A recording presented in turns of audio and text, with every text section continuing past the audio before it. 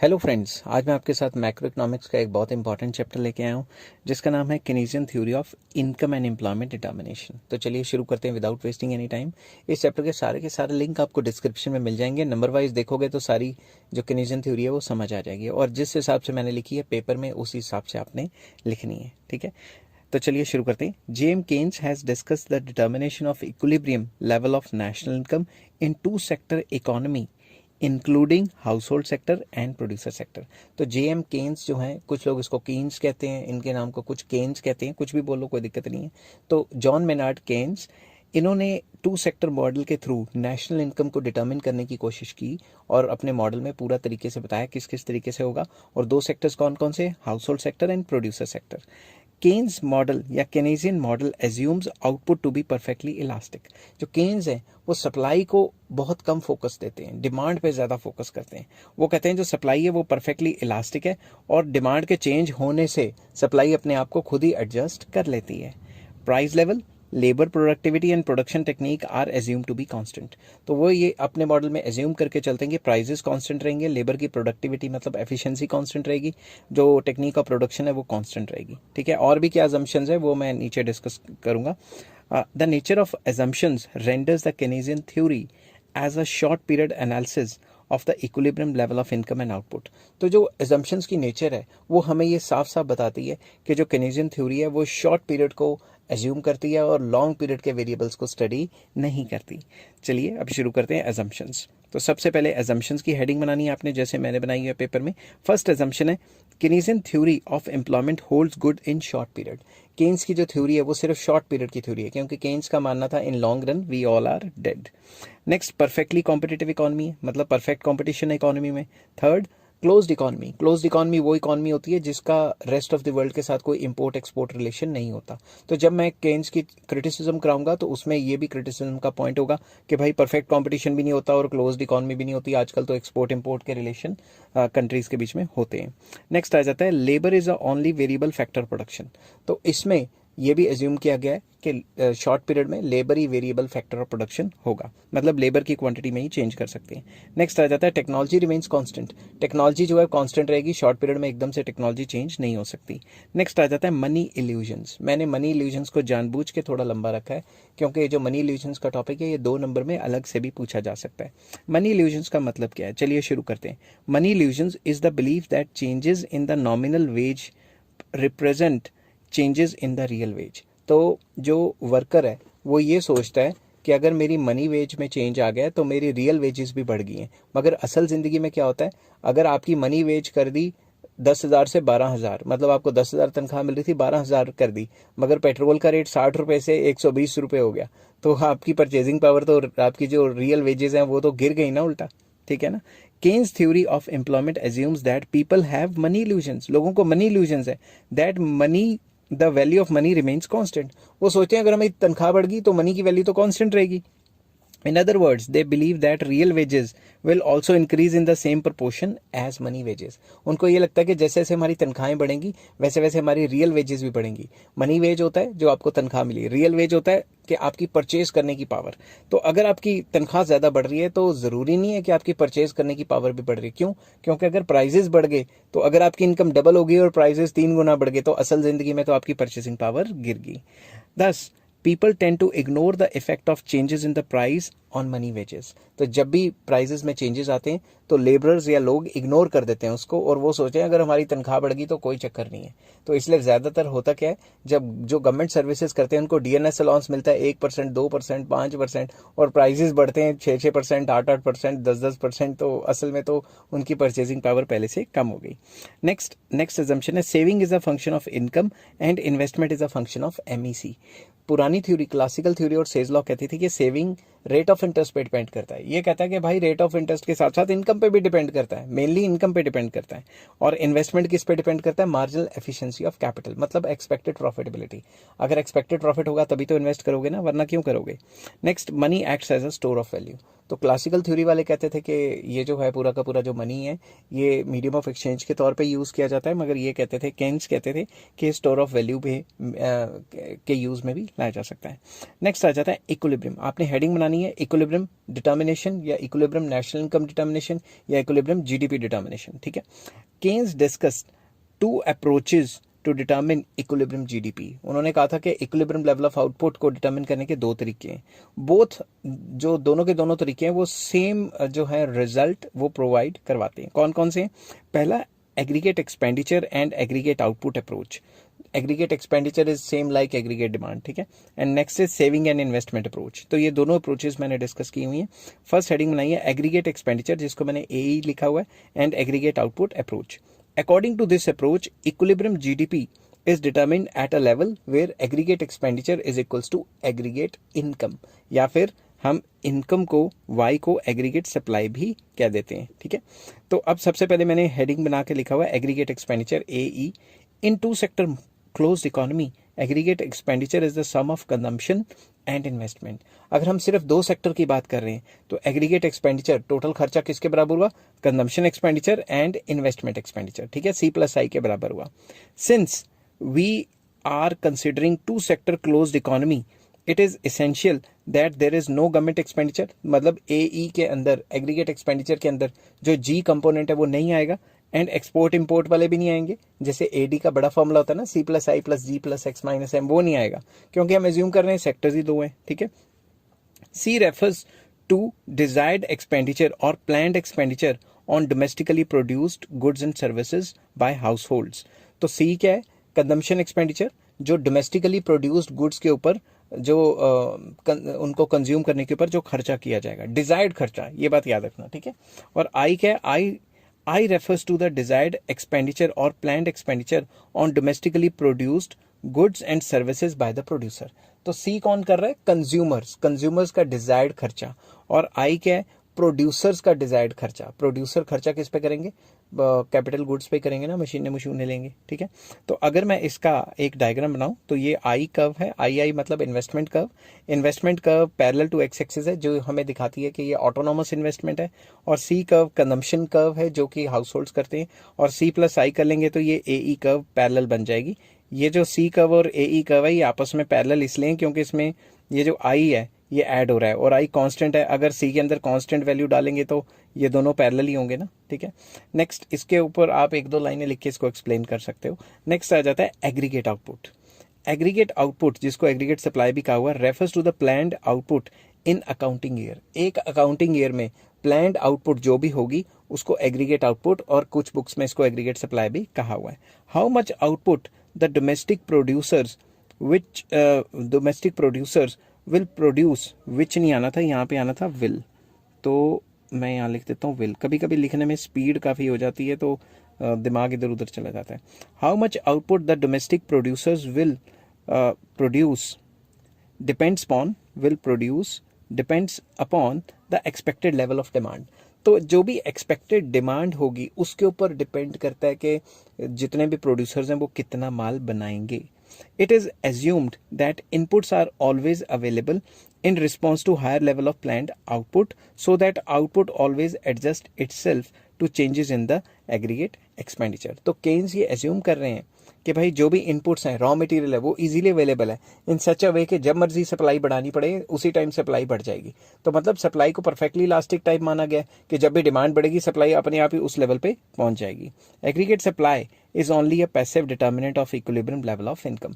तो उन्होंने साफ साफ कहा है कि जो एग्रीगेट सप्लाई है वो एक्टिव फैक्टर नहीं है इक्विलिब्रियम के लिए, वो क्या है? पैसिव फैक्टर है। AE मतलब एग्रीगेट एक्सपेंडिचर और aggregate demand assumes the role of active determinant of equilibrium level of income. तो जो एग्रीगेट डिमांड है या एग्रीगेट एक्सपेंडिचर है वही एक्टिव रोल प्ले करते हैं इक्विलिब्रियम को डिटर्मिन करने के लिए। In fact when output is perfectly elastic and adjust itself to the level of aggregate demand, the level of aggregate demand becomes the sole determinant of equilibrium level of income। तो जब भी supply perfectly elastic हो जाती है और demand अपने आप ऊपर या नीचे शिफ्ट होती है, डिमांड में इंक्रीज है या डिक्रीज है, उसी वजह से जो इक्विलिब्रियम है वो चेंज होता है। तो एग्रीगेट डिमांड और aggregate expenditure is the sole determinant, वही सबसे ज्यादा इंपॉर्टेंट डिटर्मिनेंट है जो इक्विलिब्रियम को असर डालता है। अब इसको मैंने डायग्राम से एक्सप्लेन किया हुआ है।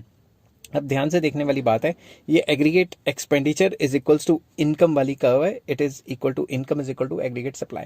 तो ये जो बेसिकली कर्व है ये एग्रीगेट सप्लाई की कर्व है और ये एग्रीगेट एक्सपेंडिचर की कर्व है। वैसे ज्यादातर कई बुक्स में इसको सीधा एग्रीगेट सप्लाई भी लिखा होता है या फिर कई बार ये भी लिखा होता है इनकम, ठीक है। तो आपको टेंशन लेने वाली कोई जरूरत नहीं है। अब जहां दोनों कर्व्स इंटरसेक्ट करती हैं इस पॉइंट पे वो इक्विलिब्रियम लेवल ऑफ आउटपुट है और नीचे डॉटेड लाइन से ज्वाइन कर लेंगे तो equilibrium level of real GDP या इक्विलिब्रियम लेवल ऑफ जीडीपी या equilibrium level of national income आ जाएगी।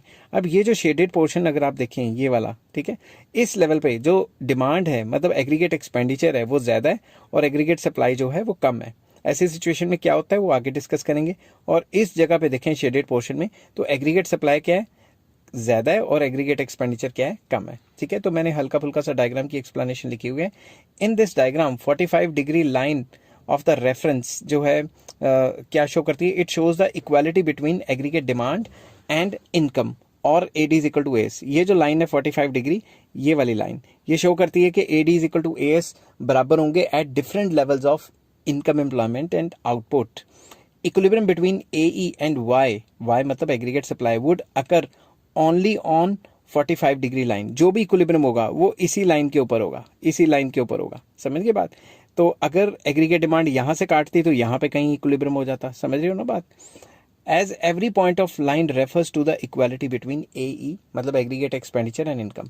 तो अगर ये यहां से काटती तब भी यहीं पे इक्विलिब्रियम होता है, यहां से काटती तब भी इक्विलिब्रियम यहीं पे होता है, समझ रहे हो ना। ज्यादा गंद नहीं डालना चाहता इसके ऊपर क्योंकि डायग्राम फिर अच्छा नहीं रहता, ठीक है। तो नेक्स्ट चलते हैं। तो अब जो हमने पीछे डिस्कस किया था 2 पॉसिबिलिटीज के बारे में, उनको डिस्कस करते हैं। तो पहली पॉसिबिलिटीज थी जिसमें प्लान्ड आउटपुट, जो भी है हमारी planned output is less then planned expenditure. Simple words में अगर किसी को समझाना हो, प्लान्ड आउटपुट मतलब जो एग्रीगेट सप्लाई है वो लेस है एग्रीगेट डिमांड से। मतलब अगर डिमांड ज्यादा है और सप्लाई कम है तो क्या होगा, और यहाँ पे अगर डिमांड कम है और सप्लाई ज्यादा है तो क्या होगा। तो इस सिचुएशन में जबकि planned output is less then planned expenditure मतलब खर्चा ज्यादा कर रहे हैं और आउटपुट कम है, इस सिचुएशन में जब डिमांड ज्यादा हो जाती है तो इन्फ्लेशनरी प्रेशर आएंगे, प्राइजेस काफी तेजी से बढ़ेंगे। और दूसरी तरफ प्लान्ड आउटपुट ज्यादा हो गई है और एक्सपेंडिचर मतलब खर्चा कम है मतलब डिमांड कम है, इस केस में डिफ्लेशनरी प्रेशर आएंगे, मतलब प्राइजेस गिर सकते हैं बहुत तेजी से, ठीक है। अब नेक्स्ट टॉपिक मैं आपके साथ करूंगा इक्विलिब्रियम जीडीपी। अगर इसको इक्वेशंस की मदद से एक्सप्लेन करने की कोशिश करें तो एग्रीगेट एक्सपेंडिचर का फॉर्मूला था C+I और C मतलब कंजम्पशन का फॉर्मूला क्या होता है C bar plus BY। C by होता है ऑटोनोमस कंजम्पशन, जो करनी है, जो मिनिमम नीड्स होती हैं, जो चाहे इनकम ज्यादा हो या कम हो ये तो खानी है। ये वाला जो B है उसे MPC कहते हैं, मार्जिनल प्रोपेंसिटी कंज्यूम, और ये जो है Y उसे इनकम कहते हैं और ये वाला जो I है उसे ऑटोनॉमस इन्वेस्टमेंट कहते हैं। ये सारा जो है छोटी क्लासेस में आपने पढ़ा होगा। अगर आपको नहीं पता लग रहा है ये क्या है तो आपको मैक्रो इकोनॉमिक्स की +2 लेवल की जो मेरी लिखा हुआ है macro economics plus 12th class CBSE, वो जाके सारी वीडियोस देखनी पड़ेंगी तो आपको ये चीज़ें समझ आएंगी। ये ग्रेजुएशन लेवल की है, ठीक है। एट इक्विलिब्रियम में क्या होगा, डिमांड सप्लाई बराबर होंगी। सप्लाई को मैंने जो है Y लिखा हुआ है, सप्लाई को इनकम भी तो कहते हैं, ठीक है, और एग्रीगेट डिमांड को AE लिखा हुआ है। तो Y is equals to C+I क्योंकि AE का फॉर्मूला क्या है C+I। अब C की जगह ये इक्वेशन डाल दी जो ऊपर लिखी है ये सारी की सारी, ठीक है। C तो ये सारा का सारा, इसकी जगह ये डाल दिया तो I की जगह I आ गया। अब ब्रैकेट खोल के क्या किया, ये जो BY है इधर वाला जो इस साइड BY लिखा हुआ है इसको उठा के दूसरी साइड लेके तो वो माइनस में आ जाएगा। फिर हमने इस साइड में से Y कॉमन लिया, ब्रैकेट में क्या आ गया 1 - B, और इसको दूसरी साइड ले जाके डिवाइड कर दिया। तो इक्विलिब्रियम लेवल ऑफ इनकम का जो फॉर्मूला है वो है C bar plus I over 1 - B। Similarly जो दूसरी अप्रोच है एग्रीगेट डिमांड एग्रीगेट सप्लाई या फिर income and aggregate expenditure approach के अलावा वो अप्रोच आती है saving and investment approach. According to this approach equilibrium is stuck when saving is equal to investment. Equilibrium होता तब है जब सेविंग इन्वेस्टमेंट बराबर होते हैं। अब आपको पता है ना एग्रीगेट एक्सपेंडिचर का फॉर्मूला C+I और ये जो इनकम है या एग्रीगेट सप्लाई इसका फॉर्मूला होता है C+S। तो अगर इक्विलिब्रियम होगा तो ये C कट जाएगा तो I is equal to S आ जाएगा, ठीक है। बट केन्स क्या कहता था, ये तो भाई क्लासिकल थ्योरी भी यही कहती है और सेज लॉ भी यही कहता है। Keynes refutes the classical assertion that saving is equal to investment. वो कहता था सेविंग और इन्वेस्टमेंट कभी बराबर हो ही नहीं सकती। According to him equality between saving and investment, saving और इन्वेस्टमेंट में इक्वालिटी जो है वो एक परसेप्शन की तरह है, ठीक है। थ्योरेटिकली हो सकती है, प्रैक्टिकली कभी नहीं हो सकती।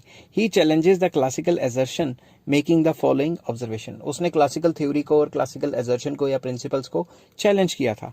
उन्होंने कहा था saving is not a function of rate of interest, instead saving is a function of income. Saving rate of interest पे डिपेंड नहीं करता, इनकम पे डिपेंड करता है। इनकम होगी तभी सेव करोगे ना। अगर मान लो बैंक आपको ज्यादा रेट ऑफ इंटरेस्ट देने लग गया तो बैंक में ज्यादा पैसे डालोगे, मगर जब इनकम होगी, कमाओगे, तभी सेविंग कर पाओगे। जब पैसे नहीं है तो बैंक चाहे जितना मर्जी रेट ऑफ इंटरेस्ट दे दे, आपके ऊपर तो कोई फर्क नहीं पड़ेगा। ठीक है। Investment is not a function of rate of interest alone. Investment सिर्फ रेट ऑफ इंटरेस्ट पे नहीं डिपेंड करती कि जब भी रेट ऑफ इंटरेस्ट कम है तो फटाफट से जाके बैंक से लोन ले लो। इन्वेस्टमेंट आपकी एमईसी पे भी डिपेंड करती है। एमईसी होता है आपकी एक्सपेक्टेड प्रॉफिटेबिलिटी। अगर प्रोड्यूसर्स को लगेगा कि एक्सपेक्टेड प्रॉफिटेबिलिटी है तभी प्रोड्यूसर लोन्स लेंगे, नहीं तो नहीं लेंगे, चाहे रेट ऑफ इंटरेस्ट कम ही क्यों ना हो। Third, rate of interest is never perfectly elastic. Instead, there is always some minimum level of rate of interest even in the free market system. तो जो क्लासिकल थ्योरी कहती थी कि रेट ऑफ इंटरेस्ट एकदम flexible है, वो flexibility की वजह से सप्लाई और डिमांड को ऑटोमेटिकली एडजस्ट कर लेता है। तो ये कहते थे, केन्स कहते थे कि भाई ऐसा कुछ नहीं होता, रेट ऑफ इंटरेस्ट की कुछ मिनिमम रेंज होती है, उसी के बीच में घूमती है और एकदम से गिर के नीचे नहीं चली जाती, एकदम से बढ़ के ऊपर नहीं चली जाती, क्योंकि इवन फ्री मार्केट में भी कुछ ना कुछ रेट ऑफ इंटरेस्ट की रेंज होती है। ठीक है। We conclude that saving and investment are determined by different sets of determinants and saving and investment are undertaken by different sets of people, hence no question of their identity. Keynes कहते थे कि saving और investment अलग अलग type के इंसान करते हैं, सेविंग और इन्वेस्टमेंट अलग अलग चीज़ों पे डिपेंड करते हैं, तो इक्वालिटी कहाँ से आएगी? ठीक है ना, हो ही नहीं सकती equality. JM Keynes distinguish between ex ante saving and investment and ex post saving and investment. तो उन्होंने एक नया कंसेप्ट दिया था, एक्स एंटी, कुछ लोग इसको एक्स एंट कह देते हैं, कुछ लोग ex ante saving and investment कह देते हैं। ठीक है। तो it refers to planned saving and investment. तो जब भी प्लान्ड सेविंग एंड इन्वेस्टमेंट की बात आती है उसे कहते हैं ex ante saving and investment. Savers plan their saving for the year to come depending upon the flow of income. अगर किसी सेवर ने प्लान करना है, मैंने प्लान करना है कि मैंने आने वाले टाइम पे कितना सेव करना है, तो वो डिपेंड करेगा ना मेरी इनकम पे। इनकम है नहीं, प्लान क्या करूंगा? ठीक है। Investment plan, investors plan their investment depending upon MEC. जो इन्वेस्टर है वो अपनी इन्वेस्टमेंट को प्लान करता है, क्या चीज़ दिमाग में रखता है? Marginal efficiency of capital. Marginal efficiency of capital क्या होता है? Expected profitability. तो जब तक एक्सपेक्टेड प्रॉफिटेबिलिटी दिमाग में नहीं होगी तो वो कैसे प्लान कर लेगा कि मैं कितना पैसा लगाऊंगा? समझ गई बात? Similarly ex post saving and investment. Ex post का मतलब होता है actual. It refers to actual और ultimate saving and investment. It is also called undesired, unintended, unplanned level of saving and investment. तो एक्सेंट क्या हो गया? जो प्लान किया है। एक्स पोस्ट क्या हो गया? जो एक्चुअल में हुआ।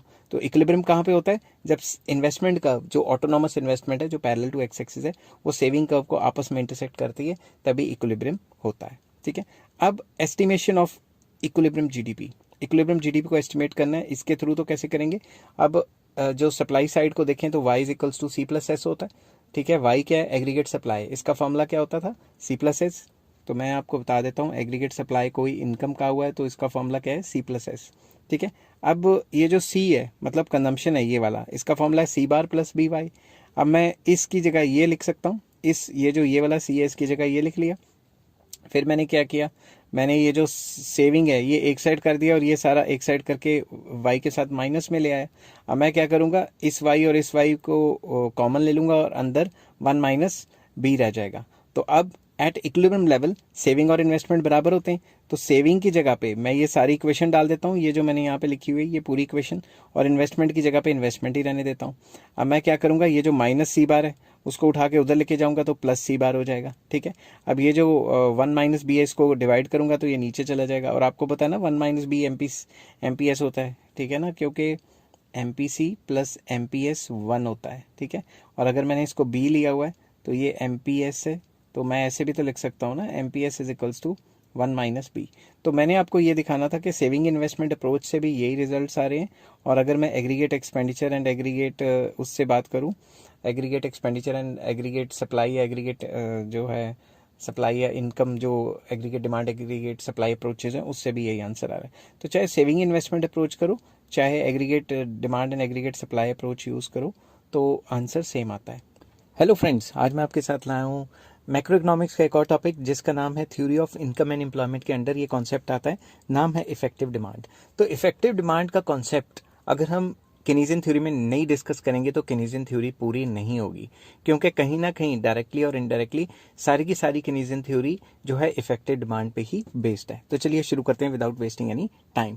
The concept of effective demand is the basis of Keynesian theory of employment. जो इफेक्टिव डिमांड का कॉन्सेप्ट है वो केनीजियन थ्योरी का बेसिकली बेस है। एक होता क्या है, the concept of effective demand tells us that like other economic factors level of employment is also determined by demand and supply. तो इसमें यह बताया गया है कि जैसे बाकी कॉन्सेप्ट्स में डिमांड एंड सप्लाई का काफ़ी ज़्यादा इंपॉर्टेंट रोल होता है, सेम टू सेम अगर हमने पूरे कंट्री की एम्प्लॉयमेंट या आउटपुट या जीडीपी डिटरमिन करनी है तो उसमें भी डिमांड एंड सप्लाई का काफ़ी इंपॉर्टेंट रोल है। Aggregate demand tells us how much money the domestic producers expect to receive by selling their output at different levels of employment. तो इसके अंदर जो एग्रीगेट डिमांड है वो हमें बताता है कि प्रोड्यूसर्स क्या एक्सपेक्ट कर रहे हैं कि कितना माल वो बेचेंगे और उससे कितना पैसा वो कमा सकते हैं। वो डिमांड पे डिपेंड करता है ना, प्रोड्यूसर जो भी अपना माल बेचेंगे उसकी डिमांड होगी तभी तो वो पैसे कमा पाएंगे ना। तो एक जो डिफरेंट लेवल्स ऑफ आउटपुट पे कितना कितना सामान जो है वो बेच सकते हैं और कितना पैसा कमा सकते हैं। हेंस वो ये मान के चलते थे कीन्स कि एग्रीगेट डिमांड और एग्रीगेट एक्सपेंडिचर एक ही बात होती है, डिमांड होएगी तो एक्सपेंडिचर होएगी ना, ठीक है ना। On the other hand aggregate supply, AS मतलब aggregate supply, tells us how much money the domestic producers must receive by selling their output at different levels of employment. तो एग्रीगेट सप्लाई क्या दिखाता है, एग्रीगेट सप्लाई दिखाता है कि जो भी डोमेस्टिक प्रोड्यूसर्स हैं उनको कितना पैसा मिलेगा अपना डिफरेंट लेवल्स ऑफ आउटपुट पे माल बेच के। तो जो माल बेचेंगे वही कंज्यूमर्स खरीदेंगे, तो डिमांड और सप्लाई बराबर होगी ना। Hence aggregate supply represents aggregate production cost. तो जो एग्रीगेट डिमांड है वो एक्सपेंडिचर साइड दिखाती है और aggregate supply production cost side दिखाती है, ठीक है। तो अब हम नेक्स्ट पैराग्राफ पे चलते हैं। When the entrepreneurs make some investment there is increase in aggregate supply. जब भी कोई एंटरप्रेन्योर या प्रोड्यूसर इन्वेस्टमेंट करेगा तो एग्रीगेट सप्लाई तो बढ़ेगी ही। Increase in aggregate supply leads to increase in the volume of employment. तो जैसे जैसे एग्रीगेट सप्लाई बढ़ेगी, सप्लाई बढ़ाने के लिए ज्यादा एम्प्लॉयमेंट करनी पड़ेगी, ज्यादा लोगों को नौकरी देनी पड़ेगी। Increase volume of employment leads to increase in aggregate demand. तो जैसे एम्प्लॉयमेंट का लेवल बढ़ेगा तो एग्रीगेट डिमांड भी बढ़ जाएगी। Position of equilibrium between position of equilibrium between AD and AS shows effective demand. मतलब इक्विलिब्रियम कहाँ पे होगा, जो एडी और एएस जहां पे बराबर होंगे, एडी और एएस ही हमें बताएंगे कि इक्विलिब्रियम कहां पे होगा। जो भी इक्विलिब्रियम की पोजीशन है it will be determined by aggregate demand and aggregate supply. With the increase in effective demand there is increase in both aggregate demand and aggregate supply. तो अगर इफेक्टिव डिमांड बढ़ती है, केन्स कह रहे हैं, ये मैं नहीं कह रहा, केन्स का कहना था, अगर इफेक्टिव डिमांड बढ़ती है तो एग्रीगेट डिमांड और एग्रीगेट सप्लाई दोनों बढ़ेंगी। Hence level of employment is also increased and vice versa. मतलब अगर इफेक्टिव डिमांड बढ़ेगी तो एग्रीगेट डिमांड और एग्रीगेट सप्लाई दोनों बढ़ेंगी, एंड वाइस वर्सा का मतलब अगर इफेक्टिव डिमांड गिरेगी तो aggregate demand and aggregate supply दोनों गिरेंगी। ये जो इफेक्टिव डिमांड है ये मेरे व्यू पॉइंट बिल्कुल नहीं है, ये केन्स की थ्योरी का पार्ट है और केन्स की सारी थ्योरी आपको डिस्क्रिप्शन में मिल जाएगी, आप जाके नंबर वाइज लिंक चेक कर सकते हैं, ठीक है। तो नेक्स्ट टॉपिक आ जाता है डिटर्मिनेशन ऑफ इफेक्टिव डिमांड। हमें कैसे डिटर्मिन करना है इफेक्टिव डिमांड। इफेक्टिव डिमांड कहाँ पे डिटर्मिन होती है, जहां पे डिमांड और सप्लाई बराबर है। Effective demand depends upon two factors, ये दो फैक्टर्स पे डिपेंड करती है, दैट इज आई मतलब that is aggregate demand and aggregate supply. Both these factors together determine the effective demand. दोनों फैक्टर्स मिलके इफेक्टिव डिमांड को डिटर्मिन करेंगे, ठीक है। उसके बाद the level of employment at which aggregate demand is equal to aggregate supply is called equilibrium level, and it is at this level of equilibrium that effective demand is determined। तो effective demand कहाँ पे determine होती है, जहाँ demand supply बराबर है। तो मैंने एक बना दी ये aggregate demand downward sloping, ये aggregate supply, both these curves intersect each other at point E which is the point of equilibrium, और इस point पे इफेक्टिव डिमांड है, ठीक है। और इतनी इक्विलिब्रियम लेवल ऑफ इनकम कह लो, एम्प्लॉयमेंट कह लो, आउटपुट कह लो, जीडीपी कह लो, कुछ भी कह लो, ठीक है। तो आई होप ये इफेक्टिव डिमांड का कॉन्सेप्ट आपको समझ आया होगा। हेलो फ्रेंड्स, आज मैं आपके साथ मैक्रो इकोनॉमिक्स का एक और टॉपिक लेके आया हूँ। चैप्टर का नाम है Keynesian theory of income and employment और टॉपिक का नाम है फीचर्स ऑफ केनीजियन इकोनॉमिक्स। तो ये नंबर वाइज जो है मैंने वीडियोस बनाई हैं, आपने नंबर वाइज ही देखनी है। जो सबसे पहली वीडियो बनाई थी वो मैंने केनीजियन मॉडल बताया था, सेकंड वीडियो में मैंने इफेक्टिव डिमांड बताई थी, थर्ड वीडियो में मैं फीचर्स ऑफ केनीजियन इकोनॉमिक्स बता रहा हूँ। ये सारी जो वीडियोज़ है, ये सारी वीडियोज़ के जो लिंक आपको डिस्क्रिप्शन में मिल जाएंगे, आप डिस्क्रिप्शन में नंबर वाइज देखिएगा और जिस तरीके से आपने पेपर में लिखना है हो बहू मैंने उसी तरीके से लिखी हुई हैं। तो चलिए फर्स्ट पॉइंट लिखते हैं। First point is short run nature of Keynesian economics. तो आपको सबको पता है केन्स की जो थ्योरी है वो वो सारी शॉर्ट रन है, और जो क्लासिकल थ्योरीज हैं वो सारी लॉन्ग रन है। Keynesian economics is a short run economics. Short run refers to that period of time in which production cannot be changed by making new investment in the form of new plants or new machines or by changing technique of production. तो short run एक ऐसा short period या short run एक ऐसा time period होता है जिसमें सारे के सारे फैक्टर्स वेरिएबल नहीं होते, सिर्फ लेबर ही वेरिएबल फैक्टर होता है और बाकी सारे फैक्टर्स फिक्स होते हैं. Fix factors like technology fix रहेगी, जो क्वांटिटी ऑफ मशीन्स है वो फिक्स रहेंगी, कोई नया प्लांट नहीं खोल सकते, एटसेट्रा एटसेट्रा. ठीक है. Keynes stresses the study of those problems in which are felt intensely under the existing circumstances. Keynes ने ये कहा था कि जो शॉर्ट पीरियड में या करंट सर्कमस्टांसेस पे जो प्रॉब्लम्स आ रही हैं, शॉर्ट पीरियड में जो प्रॉब्लम्स आ रही हैं, उनको पढ़ना बहुत ज़्यादा इंपॉर्टेंट है बजाय इसके कि हम लॉन्ग पीरियड की प्रॉब्लम्स को स्टडी करें. ठीक है, इसलिए शॉर्ट टर्म इकोनॉमिक्स इसको कहा गया है. नेक्स्ट आ जाता है second point. Keynesian economics is macro in character. Macro economics क्या होती है? जो इकोनॉमी की स्टडी करती है, which studies economy as a whole. ठीक है, तो चलो इसके अंदर मैं पढ़ता हूँ मैंने क्या लिखा है. Development and popularity of macro economic analysis is the outcome of Keynesian general theory. Keynes की बुक का नाम था the general theory on income employment output. ठीक है, तो मैक्रो इकोनॉमिक्स पॉपुलर कैसे हुई? केन्स से पहले मैक्रो इकोनॉमिक्स पॉपुलर नहीं थी. क्लासिकल्स क्या करते थे? माइक्रो इकोनॉमिक्स के प्रिंसिपल मैक्रो इकोनॉमिक्स पे इस्तेमाल कर लेते थे, मगर केन्स ने कहा माइक्रो इकोनॉमिक्स एक डिफरेंट चीज़ है, मैक्रो इकोनॉमिक्स एक डिफरेंट चीज़ है. ठीक है. Keynes has proved that an economic principle that applies to an individual need not to be applicable to entire economy. Keynes ने ये बताया कि जो माइक्रो इकोनॉमिक्स पे प्रिंसिपल्स अप्लाई होते हैं, मे बी वो मैक्रो इकोनॉमिक्स पे प्रिंसिपल ना सही बैठे हैं. एग्जांपल देता हूँ, जैसे माइक्रो इकोनॉमिक्स में मैंने ये आगे पॉइंट लिखा भी हुआ है डिफरेंस बिटवीन में, आने वाली वीडियोस में आपको दिख जाएगा कि मान लो इंडिविजुअल सेव करता है पैसे. एक इंडिविजुअल है, मैं पैसे सेव करता हूं तो मेरे लिए तो बहुत फायदा है, मगर अगर जो चीज़ मेरे ऊपर अप्लाई होती है वो सारे के सारे वही काम करने लग गए तो फिर इकोनॉमी का तो बेड़ा गर्क हो जाएगा. फॉर एग्जाम्पल मैं सेव करता हूँ तो मेरे लिए तो अच्छा है, मगर अगर सारे के सारे लोग ही सेव करने लगे तो दुकानों का तो सामान बिकेगा ही नहीं. ठीक है ना. तो उन्होंने कहा जो माइक्रो इकोनॉमिक पे प्रिंसिपल अप्लाई होते हैं जरूरी नहीं कि वही मैक्रो इकोनॉमिक्स पे भी सही रहें. Keynes focused on the general equilibrium analysis. तो केन्स का मेन फोकस था जनरल इक्विलिब्रियम एनालिसिस. जो Say's law and classical theory है उनका मेन फोकस था पार्शियल इक्विलिब्रियम एनालिसिस, जो कि माइक्रो का पार्ट है. ठीक है. तो थर्ड पॉइंट आ जाता है Keynesian economics a systematic and comprehensive body of thought. जो केन्स की जो इकोनॉमिक्स है वो एक systematic and comprehensive body of thought है. कैसे, वो मैंने डिस्कस किया हुआ है. Keynesian economics is a comprehensive study of all conditions. तो केन्स की जो थ्योरी है वो तकरीबन सारी कंडीशंस पे अप्लाई होती है. जब इसका क्रिटिसिज्म करेंगे तो बताएंगे कि भाई सारी चीज़ों पे भी अप्लाई नहीं होती. ठीक है.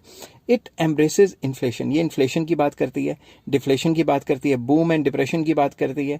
It will not be correct to say that Keynes economics या Keynesian economics is an analysis of depression.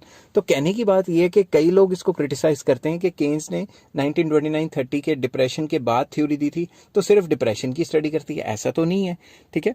Hicks जो हिक्स हैं और शुम्पीटर हैं उन्होंने ये कहा था कि केन्स ने डिप्रेशन के बाद थ्योरी दी तो हर बात में ये जो केन्स हैं वो डिप्रेशन आ जाएगा ये बातें करते रहते हैं, मगर केन्स की थ्योरी जो है वो कॉम्प्रिहेंसिव है.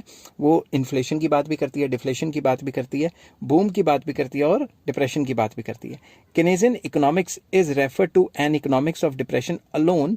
इसको सिर्फ इकोनॉमिक्स और डिप्रेशन अलोन कहा जाता था. कुछ लोग कहते थे ये सिर्फ डिप्रेशन की इकोनॉमिक्स है. क्यों?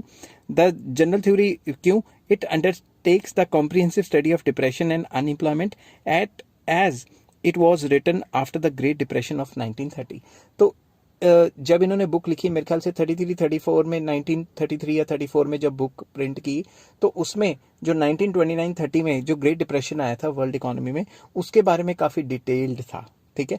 क्यों आया ये, इसके ओवरकम करने के लिए क्या क्या करना चाहिए, उसके बारे में काफ़ी डिटेल लिखा था. तो कई इकोनॉमिस्ट ने ये कहा भाई ये तो सिर्फ डिप्रेशन की बात करता है, मगर ऐसा नहीं है. डिप्रेशन की बात नहीं करता, और भी ट्रेड साइकिल या और भी फेजेस की बात करता है. But it does not mean that Keynes did not focus his attention on other economic problems like inflation, full employment, over employment, etc. तो इसकी थ्योरी में डिप्रेशन की ज़्यादा बातें हैं कि कॉजेज ऑफ डिप्रेशन क्या होते हैं और भी सारी चीज़ें डिटेल में। इसका मतलब ये नहीं है कि सिर्फ इसने डिप्रेशन पे ही फोकस किया है। तो ये पॉइंट हमें क्या बताना चाहता था कि कीनेजियन इकोनॉमिक एक कॉम्प्रिहेंसिव स्टडी करता है, सिर्फ डिप्रेशन की स्टडी नहीं करता। फिर आ जाता है फोर्थ पॉइंट, कीनेजियन इकोनॉमिक्स क्या है? Reformed capitalism. जो कीनेजियन इकोनॉमिक्स है उसकी वजह से कैपिटलिज्म में रिफॉर्म्स आए। कुछ लोगों का ये मानना है कि कीन्स जो है वो जो है गवर्नमेंट के इंटरफेरेंस की बात करता है, तो क्या पता वो सोशलिस्ट इकोनॉमी या कम्युनिस्ट इकोनॉमी की बात करता है, मगर ये बिल्कुल गलत है, ऐसा नहीं होता।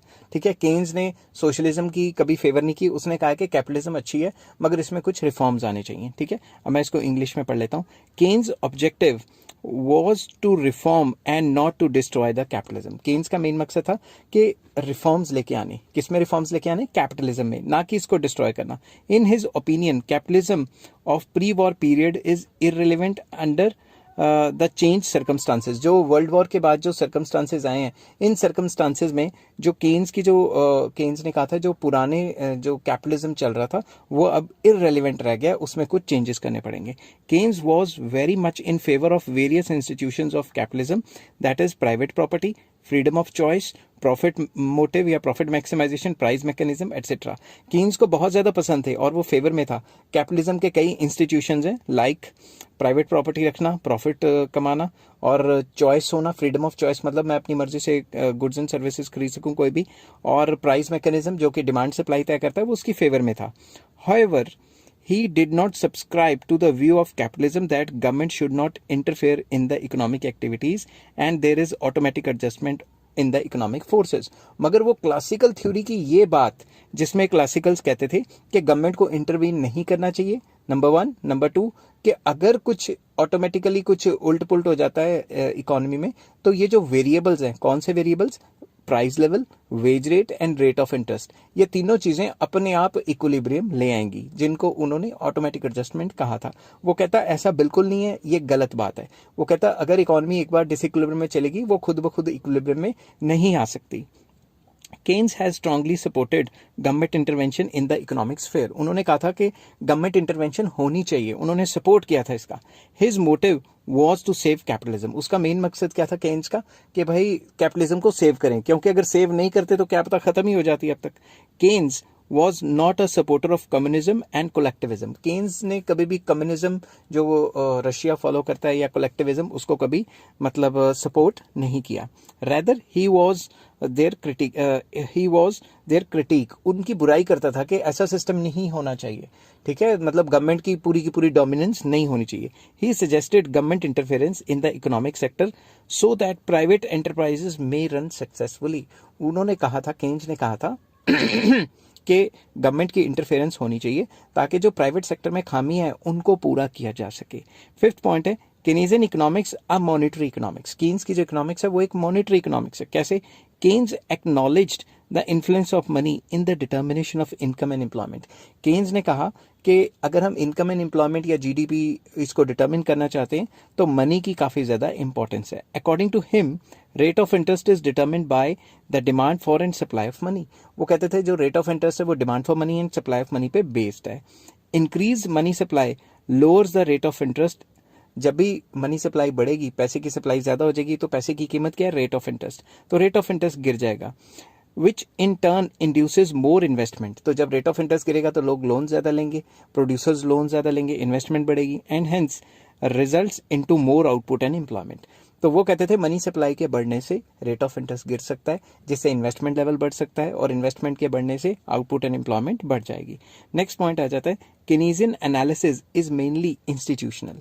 केन्स ने इंस्टीट्यूशनल स्टडी की थी। ठीक है, कैसे की थी चलिए देखते हैं। Keynesian theory serves as a guide to the politicians and economists all over the world. Keynes की जो थ्योरी है वो पूरे के पूरे वर्ल्ड में मशहूर है। आजकल भी जैसी सिचुएशन चल रही है, जैसे कोरोना के बाद इतने ज़्यादा नोट छापे कि डिमांड इतनी ज़्यादा बढ़ गई कि प्राइसेस बढ़ गई। ठीक है, ये सारा केन्स ने कहा हुआ था। तो केन्स को politicians and economist over all world सारी कंट्रीज में फॉलो करते हैं। ठीक है, study of institutional and psychological factors rendered Keynesian theory simple. तो इंस्टीट्यूशनल स्टडी करना और साइकोलॉजिकल स्टडी करना, इसकी वजह से जो कीनेसियन थ्योरी है वो काफ़ी सिंपल और अंडरस्टैंडेबल है। The entire structure of Keynesian theory will undergo a transformation if the institutional factors undergo a change. ये जो कीनेसियन थ्योरी है ये पूरी की पूरी ट्रांसफॉर्म हो सकती है अगर वो इंस्टीट्यूशंस की बात ही ना करे। अगर इंस्टीट्यूशन की बात ना करे या इंस्टीट्यूशन को स्टडी ना करे या इंस्टीट्यूशन को फोकस ना करे तो पूरी की पूरी कीनेसियन थ्योरी चेंज हो जाएगी। ठीक है, this is why the Keynesian economics is helpful in tackling the problem of develop countries alone. तो जो कीनेसियन थ्योरी है वो ज्यादातर डेवलप कंट्रीज की प्रॉब्लम को सॉल्व करता है, अंडर डेवलप कंट्री की प्रॉब्लम को सॉल्व नहीं कर पाता इतना ज्यादा। Its applicability to under develop countries is limited. तो अंडर डेवलप कंट्रीज में पूरा का पूरा कैपिटलिस्ट सिस्टम नहीं होता, मिक्स्ड इकोनॉमी होती है और गवर्नमेंट की जो है रोल काफ़ी ज़्यादा होता है, तो इसलिए काफ़ी ज़्यादा इंटरफेरेंस ना के बराबर होती है। मोर ओवर जो कीन्स के कंसेप्ट हैं जैसे मल्टीप्लायर वगैरह वो अंडर डेवलप कंट्रीज पे अप्लाई नहीं होते। ठीक है, क्यों नहीं होते उसके लिए मैंने एक मल्टीप्लायर के साथ एक सेपरेट वीडियो बनाई हुई है, वो आप जाके चेक कर सकते हैं। 7th पॉइंट आ जाता है इंपॉर्टेंस ऑफ स्टेट इंटरवेंशन, मतलब गवर्नमेंट इंटरवेंशन। तो इसके ऊपर भी मैंने डिटेल में लिखा हुआ है। Keynesian economics has attached great importance to state intervention या state interference in the economic sphere. उन्होंने कहा था कि जो इकोनॉमिक स्फीयर है, जो इकोनॉमी है, इसके अंदर जो गवर्नमेंट इंटरफेरेंस है उसका काफ़ी इंपॉर्टेंट रोल है। अगर गवर्नमेंट इंटरवीन नहीं करेगी तो इकोनॉमी को डिप्रेशन से कौन निकालेगा। He considered state intervention inevitable to make up the deficiency of private investment. वो कहता है एक टाइम ऐसा आ जाता है जब मार्केट में प्रॉफिट लेवल गिर जाते हैं तो मार्केट में प्राइवेट सेक्टर इन्वेस्ट नहीं करता। उस टाइम पे वो जो खामी है, जो कमी पड़ जाती है इन्वेस्टमेंट की, उसको पूरा करने के लिए गवर्नमेंट इन्वेस्टमेंट करे और उसको करना भी चाहिए। State is a kind of balancing factor. वो कहता था स्टेट जो है, गवर्नमेंट जो है, एक बैलेंसिंग फैक्टर है। His motive was to save capitalism and not to destroy it. उसका मेन मकसद था कि कैपिटलिज्म को सेव करना और उसको डिस्ट्रॉय ना करना, जैसा कि मैं पहले बता चुका हूँ। According to Keynes, while increase in the government activities will appear to be dangerous or dangerous interference with the individualism of 20th century economists, it is recommended for the success of private initiative. वो कहता although कि अगर government intervene करेगी तो ऐसा माना गया है कि गवर्नमेंट इंटरवीन करेगी तो इंडिविजुअल की फ्रीडम्स जो हैं वो कम हो जाएंगी, क्योंकि अगर आपने कभी पॉलिटिकल साइंस पढ़ी है तो हमेशा उसमें यही कहते हैं, जो लिबरलिस्ट या लिबरलिज्म का व्यू है वो ये कहता है कि भाई जितना गवर्नमेंट इंटरवीन करेगी उतना इंसानों के ऊपर पाबंदियां लगाएंगी, क्योंकि गवर्नमेंट रूल्स रेगुलेशन बनाएगी जो इंसानों के लिए उनकी फ्रीडम को कंट्रोल करते हैं। ठीक है, मगर अगर ध्यान से सोचो तो केन्स यहाँ कह रहा है कि इंडिविजुअल फ्रीडम को तो शायद थोड़ा कॉन्ट्रडिक्ट करे, मगर अगर इकोनॉमी को बचाना है और ओवरऑल लॉन्ग टर्म में कैपिटलिज्म को चलाना है तो कीनेसियन थ्योरी ये कहती है कि गवर्नमेंट का इंटरफेरेंस करना बहुत ज़रूरी है। इसके ऊपर उन्होंने और भी आगे कहा हुआ है, state plays an important role in increasing the propensity to consume by distributing the wealth equitably. तो गवर्नमेंट क्या करती है, इक्विटेबल डिस्ट्रीब्यूशन करने की कोशिश करती है। इक्विटेबल डिस्ट्रीब्यूशन मतलब इक्वालिटी लाने की कोशिश करती है। कैसे इक्वालिटी लेके आती है, अमीरों के ऊपर टैक्स लगाती है, गरीबों को सब्सिडी वगैरह देती है, उन पर टैक्स भी नहीं लगाती, उनको फैसिलिटीज वगैरह देती है। तो जैसे वो इक्वालिटी लाएगी उसकी वजह से प्रोपेंसिटी टू कंज्यूम बढ़ेगा। अगर सिर्फ अमीरों के पास पैसा होगा, गरीबों के पास नहीं होगा, तो अमीर कितना का खा लेंगे। मगर अगर पूरे कंट्री के पास पैसा होगा और बराबरी होगी, इक्विटेबल डिस्ट्रीब्यूशन होगी, तो सारे के सारे डिमांड करेंगे, जिससे प्रोपेंसिटी टू कंज्यूम हाई रहेगा। By lowering the rate of interest state encourages the entrepreneurs to increase the investment. तो गवर्नमेंट क्या करेगी, रेट ऑफ इंटरेस्ट कम रखेगी ताकि जो एंटरप्रेन्योर्स हैं वो एनकरेज फील करें। Keynes supported the policy of public works and deficit financing in order to remove unemployment. तो उन्होंने कहा था अनएम्प्लॉयमेंट को दूर करने के लिए पब्लिक वर्क्स होने चाहिए, सरकार को रोड्स, डैम्स, बिल्डिंग्स, इंफ्रास्ट्रक्चर पे काम करना चाहिए और डेफिसिट फाइनेंसिंग करनी चाहिए। डेफिसिट फाइनेंसिंग का मतलब है जब भी सरकार खर्चा ज़्यादा करती है और सरकार की आमदनी कम होती है तो सरकार उसके लिए क्या करती है, आरबीआई से या सेंट्रल बैंक से लोन उठा लेती है और सेंट्रल बैंक को नए नोट छापने पड़ते हैं। ठीक है, तो डेफिसिट फाइनेंसिंग बेसिकली डेफिसिट को पूरा करने के लिए नई करेंसी को प्रिंट करने को कहते हैं। वैसे इसका वाइड मीनिंग है, यहाँ पे इसका यही मतलब है। तो वो सपोर्ट करते थे कि गवर्नमेंट को जितना भी प्राइवेट सेक्टर ने इन्वेस्टमेंट कम की है उतना सरकार को इन्फ्यूज करना चाहिए इकोनॉमी में। नेक्स्ट आ जाता है crucial role of investment. Investment का रोल उन्होंने बहुत ज्यादा क्रूशियल बताया था। कैसे, Keynes has given much importance to the role of investment in his theory of employment. Keynes ने अपनी थ्योरी ऑफ एम्प्लॉयमेंट में इन्वेस्टमेंट को काफी इंपॉर्टेंट रोल दिया है। By investment he meant increase in the stock of goods and addition made to capital assets. वो कहते थे कि इन्वेस्टमेंट का मतलब है कि स्टॉक ऑफ गुड्स को बढ़ाना या फिर अपने कैपिटल एसेट्स के क्वांटिटी को ऐड करना, मतलब बढ़ाना। ठीक है, आपके पास 4 मशीन है तो 5 रख लेना। In the short run consumption does not increase at the same rate as income does. उन्होंने कहा था शॉर्ट रन में क्या होता है, जैसे आपकी इनकम बढ़ती है, अगर आपकी इनकम बढ़ेगी तो कंजम्पशन कम बढ़ेगी, ठीक है। तो होगा क्या, it results into a gap between consumption and income. तो कंजम्पशन और इनकम में काफी गैप आ जाएगा। Consequently there is a fall in demand and rise in the rate of unemployment. तो इससे क्या होगा, डिमांड कम रह जाएगी और अनएम्प्लॉयमेंट बढ़ जाएगी। In order to reduce this gap and increase the rate of employment, increase in investment becomes necessary। तो इस गैप को खत्म करने के लिए इन्वेस्टमेंट रेगुलर इंटरवल पे होनी चाहिए, जो इन्होंने मल्टीप्लायर के अंदर कहा था कि रेगुलर इंजेक्शन ऑफ इन्वेस्टमेंट करनी चाहिए, ठीक है। तो इसलिए काफी ज्यादा इंपॉर्टेंट है इन्वेस्टमेंट। नेक्स्ट आ जाता है comparative static analysis. Comparative static analysis involves a comparison of two new equilibrium positions with the original equilibrium position due to change in some economic variable। मैं आपको एग्जांपल देता हूँ छोटा सा। मान लो ये एग्रीगेट सप्लाई है, ये एग्रीगेट डिमांड है, ये इक्विलिब्रियम हो गया। जब भी इन्वेस्टमेंट बढ़ेगी तो ये एडी का ऊपर शिफ्ट हो जाएगी, तो ये नया इक्विलिब्रियम हो गया ना, E1 ये था E। तो इन दोनों को कंपेयर करना, तो बेसिकली कंपैरेटिव इकोनॉमिक स्टडी या कंपैरेटिव इक्विलिब्रियम या कंपैरेटिव स्टैटिक एनालिसिस, इसको डिफरेंट टर्म से कह सकते हैं। तो उन्होंने ये बताया कि दो स्टैटिक चीजों को कंपेयर करना, कि पहले तो हमारा इक्विलिब्रियम इतना था, अब इक्विलिब्रियम लेवल पे जीडीपी वगैरह इतनी होगी, इसको कंपेयर करना, यही पूरी की पूरी जो है केनीजियन थ्योरी बताती है।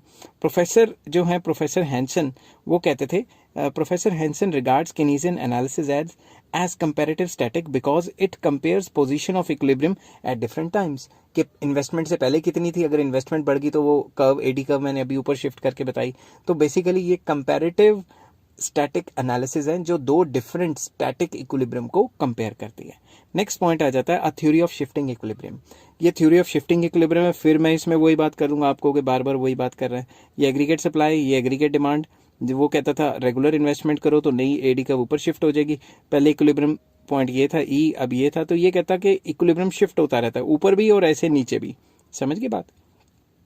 तो अब इसको एक्सप्लेन करता हूं। According to Keynes, position of equilibrium refers to the position of equality between aggregate supply and aggregate demand, and this equality is possible under three situations। वो कहते थे कि equilibrium तब होगा जब डिमांड एंड सप्लाई बराबर है, मगर जब भी डिमांड सप्लाई बराबर होंगे उसकी फर्दर 3 सिचुएशंस होगी। या तो फुल एम्प्लॉयमेंट पे equilibrium होगा, या लेस देन फुल एम्प्लॉयमेंट पे equilibrium होगा, या ओवर फुल एम्प्लॉयमेंट equilibrium होगा। ये 3 सिचुएशन है, full employment, under employment and over full employment. Thus Keynes theory is a theory of shifting equilibrium. क्योंकि इसको थ्योरी ऑफ शिफ्टिंग इक्विलिब्रियम इसलिए कहा जाता है कि ये हमेशा यही चीजें बता रहा है कि इक्विलिब्रियम ऊपर शिफ्ट होता है या नीचे शिफ्ट होता है, या ओवरफुल एम्प्लॉयमेंट इक्विलिब्रियम होता है या अंडर एम्प्लॉयमेंट इक्विलिब्रियम होता है, उसी के बारे में डिस्कशन करते रहते हैं। Keynes was the first economist to point out, Keynes ही फर्स्ट इकोनॉमिस्ट था जिन्होंने क्या किया, पॉइंट आउट किया। क्या पॉइंट आउट किया? Under employment equilibrium was more realistic phenomena than the full employment. जो कीन्स है उन्होंने ही सबसे पहले बताया था कि जो अंडर एम्प्लॉयमेंट है वो एक रियलिस्टिक सिचुएशन है, ओवर फुल एम्प्लॉयमेंट तो कभी होती नहीं है, और फुल एम्प्लॉयमेंट को तो भूल ही जाओ, ठीक है। खैर ओवर फुल एम्प्लॉयमेंट को तो भूल ही जाओ, फुल एम्प्लॉयमेंट भी नहीं होती। तो केन्स ही वो पहले इकोनॉमिस्ट हुए हैं जिन्होंने अंडर एम्प्लॉयमेंट इक्विलिब्रियम को काफी ज्यादा बढ़ा चढ़ा के बताया है, और असल में भी आपको पता है ऐसे ही होता है। नेक्स्ट है role of expectations in the economy. Keynes ने एक्सपेक्टेशंस के बारे में बहुत कुछ कहा है। In Keynesian economics, great emphasis has been laid to the role of expectations in the economy। वो कहते थे कि इकोनॉमी में बोल बोल के गला बैठ जाता है, सॉरी। इकोनॉमी में एक्सपेक्टेशंस का काफी इंपॉर्टेंट रोल है। Example, investment, multiplier, liquidity preference etcetera, ये सारी चीजें are greatly influenced by the expectations. ये जो सारी चीजें ये किस चीज से असरदार होती हैं? एक्सपेक्टेशन से असरदार होती है। Investment depends upon MEC. Investment किस पे डिपेंड करती है? केन्स थ्योरी के हिसाब से मार्जिनल एफिशिएंसी ऑफ कैपिटल पे। मार्जिनल एफिशिएंसी ऑफ कैपिटल क्या होता है?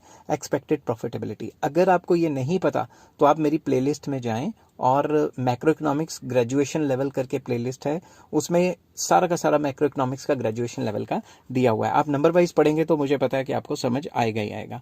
That is expected profitability. तो इन्वेस्टमेंट हमारी एक्सपेक्टेड प्रॉफिटेबिलिटी पे डिपेंड करता है। If the entrepreneur is optimistic about future, he will go in for investment. अगर उसे पता है, एक्सपेक्ट करता है कि फ्यूचर में इससे कमाई होएगी, तभी इन्वेस्टमेंट करेगा ना, अदरवाइज नॉट, फिर नहीं करेगा। The concept of liquidity preference also depends upon expectations. कैसे? How much their wealth people would like to hold in cash cash form depends upon the future rate of interest. तो liquidity preference भी आपको पता ही ना, rate of interest पे depend करता है। मैंने लिक्विडिटी प्रेफरेंस पे भी एक पूरी की पूरी वीडियो बनाई है, वो भी इसी प्लेलिस्ट में आपको मिल जाएगी। प्लेलिस्ट का नाम है मैक्रो इकोनॉमिक्स ग्रेजुएशन, ठीक है। तो आप कितना पैसा अपने पास कैश में रखेंगे या कितना पैसा बॉन्ड्स में लगाएंगे, केन्स कहता है ये भी एक्सपेक्टेशंस पे डिपेंड करता है। Thus in Keynesian economics expectations play a revolutionary role, काफी इंपॉर्टेंट रोल प्ले करता है। अगर एक्सपेक्टेशंस नहीं होंगी तो शायद इनकी थ्योरी फेल हो जाए, ठीक है। नेक्स्ट आ जाता है Keynesian economics based on firm empirical foundation. जो केनीजियन इकोनॉमिक्स है ये काफी तकड़ी एम्पिरिकल जो है फाउंडेशन पे बेस्ड है। कैसे? Keynesian economics is based on firm empirical foundation, it is fully realism, it is full of realism। Basically इसमें सब रियलिस्टिक बातें हैं। जैसे ये कहते हैं इन्वेस्टमेंट बढ़ाओ, इनकम एम्प्लॉयमेंट आउटपुट बढ़ेगी, आपको सबको पता है होता है। मल्टीप्लायर की बात करते हैं, आपको पता होता है। लिक्विडिटी प्रेफरेंस की बात करते हैं तो आपको पता है काफ़ी हद तक वो अप्लाई होती है। फिर ये बात करते हैं कि अंडर एम्प्लॉयमेंट इक्विलिब्रियम होती है, वो भी बात सही है, ठीक है ना। Many economist have substantiated its realism. कई इकोनॉमिस्ट हैं जिन्होंने तारीफ की इनकी रियलिस्टिक चीज़ों की। Keynesian theory has not only its academic importance but it also serves as a guide to modern politicians. एक तो इसकी एकेडमिक इंपॉर्टेंस तो है ही है, जिससे स्टडी करने से हमें मैक्रो इकोनॉमिक्स के बारे में काफ़ी नॉलेज मिलती है, बट मॉडर्न पॉलिटिशियंस ने भी इसको काफ़ी ज़्यादा फॉलो किया। America has become a laboratory for Keynesian thoughts. America जो है उन्होंने केनीजियन थ्योरी को बार बार डिफरेंट जगह पे अप्लाई करके देखा है। पॉलिसी ऑफ न्यू डील जो अमेरिका लेके आया था was framed under the impact of Keynesian thoughts. जो अमेरिका है वो अपनी लगातार टाइम टू टाइम कई पॉलिसीज लेके आता है, उसमें से एक है न्यू डील वाली पॉलिसी जो कि केनीजियन थॉट्स को दिखाती है। नेक्स्ट आ जाता है Keynesian economics the general theory. Keynes की जो इकोनॉमिक्स है बेसिकली जनरल थ्योरी है। जनरल मतलब जो सब पे अप्लाई होती है। जब क्रिटिसिज्म करेंगे तो कहेंगे किस किस पे अप्लाई होती है, नहीं होती है, ठीक है। Keynesian economics is called general theory because of 3 reasons. कौन कौन से रीजंस है? It studies different levels of employment, मतलब ये सारी लेवल ऑफ एम्प्लॉयमेंट की स्टडी करती है। That is full employment, under employment and overfull employment. तो तीनों चीजों की स्टडी होगी। It is called general theory because it discusses inflation deflation along with the unemployment. ये कहता है इन्फ्लेशन है तब भी अनएम्प्लॉयमेंट है, और डिफ्लेशन है तब भी अनएम्प्लॉयमेंट है, तो स्टैगफ्लेशन है, इस टाइप की सारी चीजें ये डिस्कस करता है। It studies changes in total employment, total output and other aggregates in the economy. तो ये ओवरऑल सारी चीज़ों की बात करता है। टोटल एम्प्लॉयमेंट है या आउटपुट है या जीडीपी है, नेशनल इनकम की भी बात करता है। तो इसलिए इसको जनरल थ्योरी कहा जाता है, इनकी थ्योरी को। Role of consumption expenditure and psychological law of consumption have been assigned great importance in the general theory. Basically उन्होंने कंजम्पशन की जो कॉन्सेप्ट्स दिए हैं और साइकोलॉजिकल लॉ ऑफ कंजम्पशन दिया है उसका इकोनॉमिक्स में बहुत ज़्यादा इंपॉर्टेंस है। According to Keynes the role of consumption is no less important than the role of production in the determination of level of employment. अगर लेवल ऑफ एम्प्लॉयमेंट या output determine करना है तो जितना इंपॉर्टेंट रोल प्रोडक्शन का है उतना ही consumption का भी है, क्योंकि कंजम्पशन होगी तभी तो प्रोडक्शन होगी ना।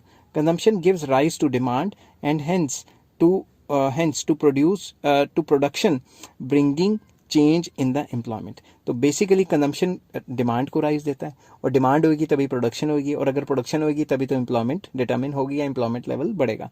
Keynes in his psychological law of consumption asserted that consumption increases less than increase in production।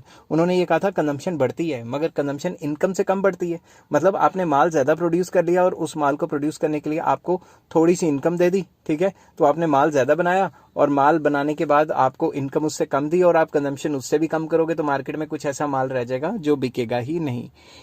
It mainly accounts for deficiency in AD and consequently rise in employment. तो वो कहते थे साइकोलॉजिकल लॉ की वजह से ही जो है जो एग्रीगेट डिमांड है उसमें डेफिशिएंसी आती है, और जब भी उसमें डेफिशिएंसी आती है तो अनएम्प्लॉयमेंट आनी ही आनी है। इकोनॉमी ने नीचे गिरना ही गिरना है, ठीक है। नेक्स्ट आ जाता है role of national income. National income का क्या रोल है उन्होंने वो बताया था। Keynes in his general theory has laid much stress on the study of national income. उन्होंने नेशनल इनकम की स्टडी को काफ़ी ज़्यादा जोर दिया था। Economist prior to Keynes believe that changes in the quantity of money and rate of interest economic activities could be controlled. तो वो कहते थे, जो उनसे पहले वाले इकोनॉमिस्ट हैं वो कहते थे कि क्वांटिटी ऑफ मनी में अगर चेंज करें एंड रेट ऑफ इंटरेस्ट में चेंज करें तो इकोनॉमिक एक्टिविटीज को कंट्रोल किया जा सकता है।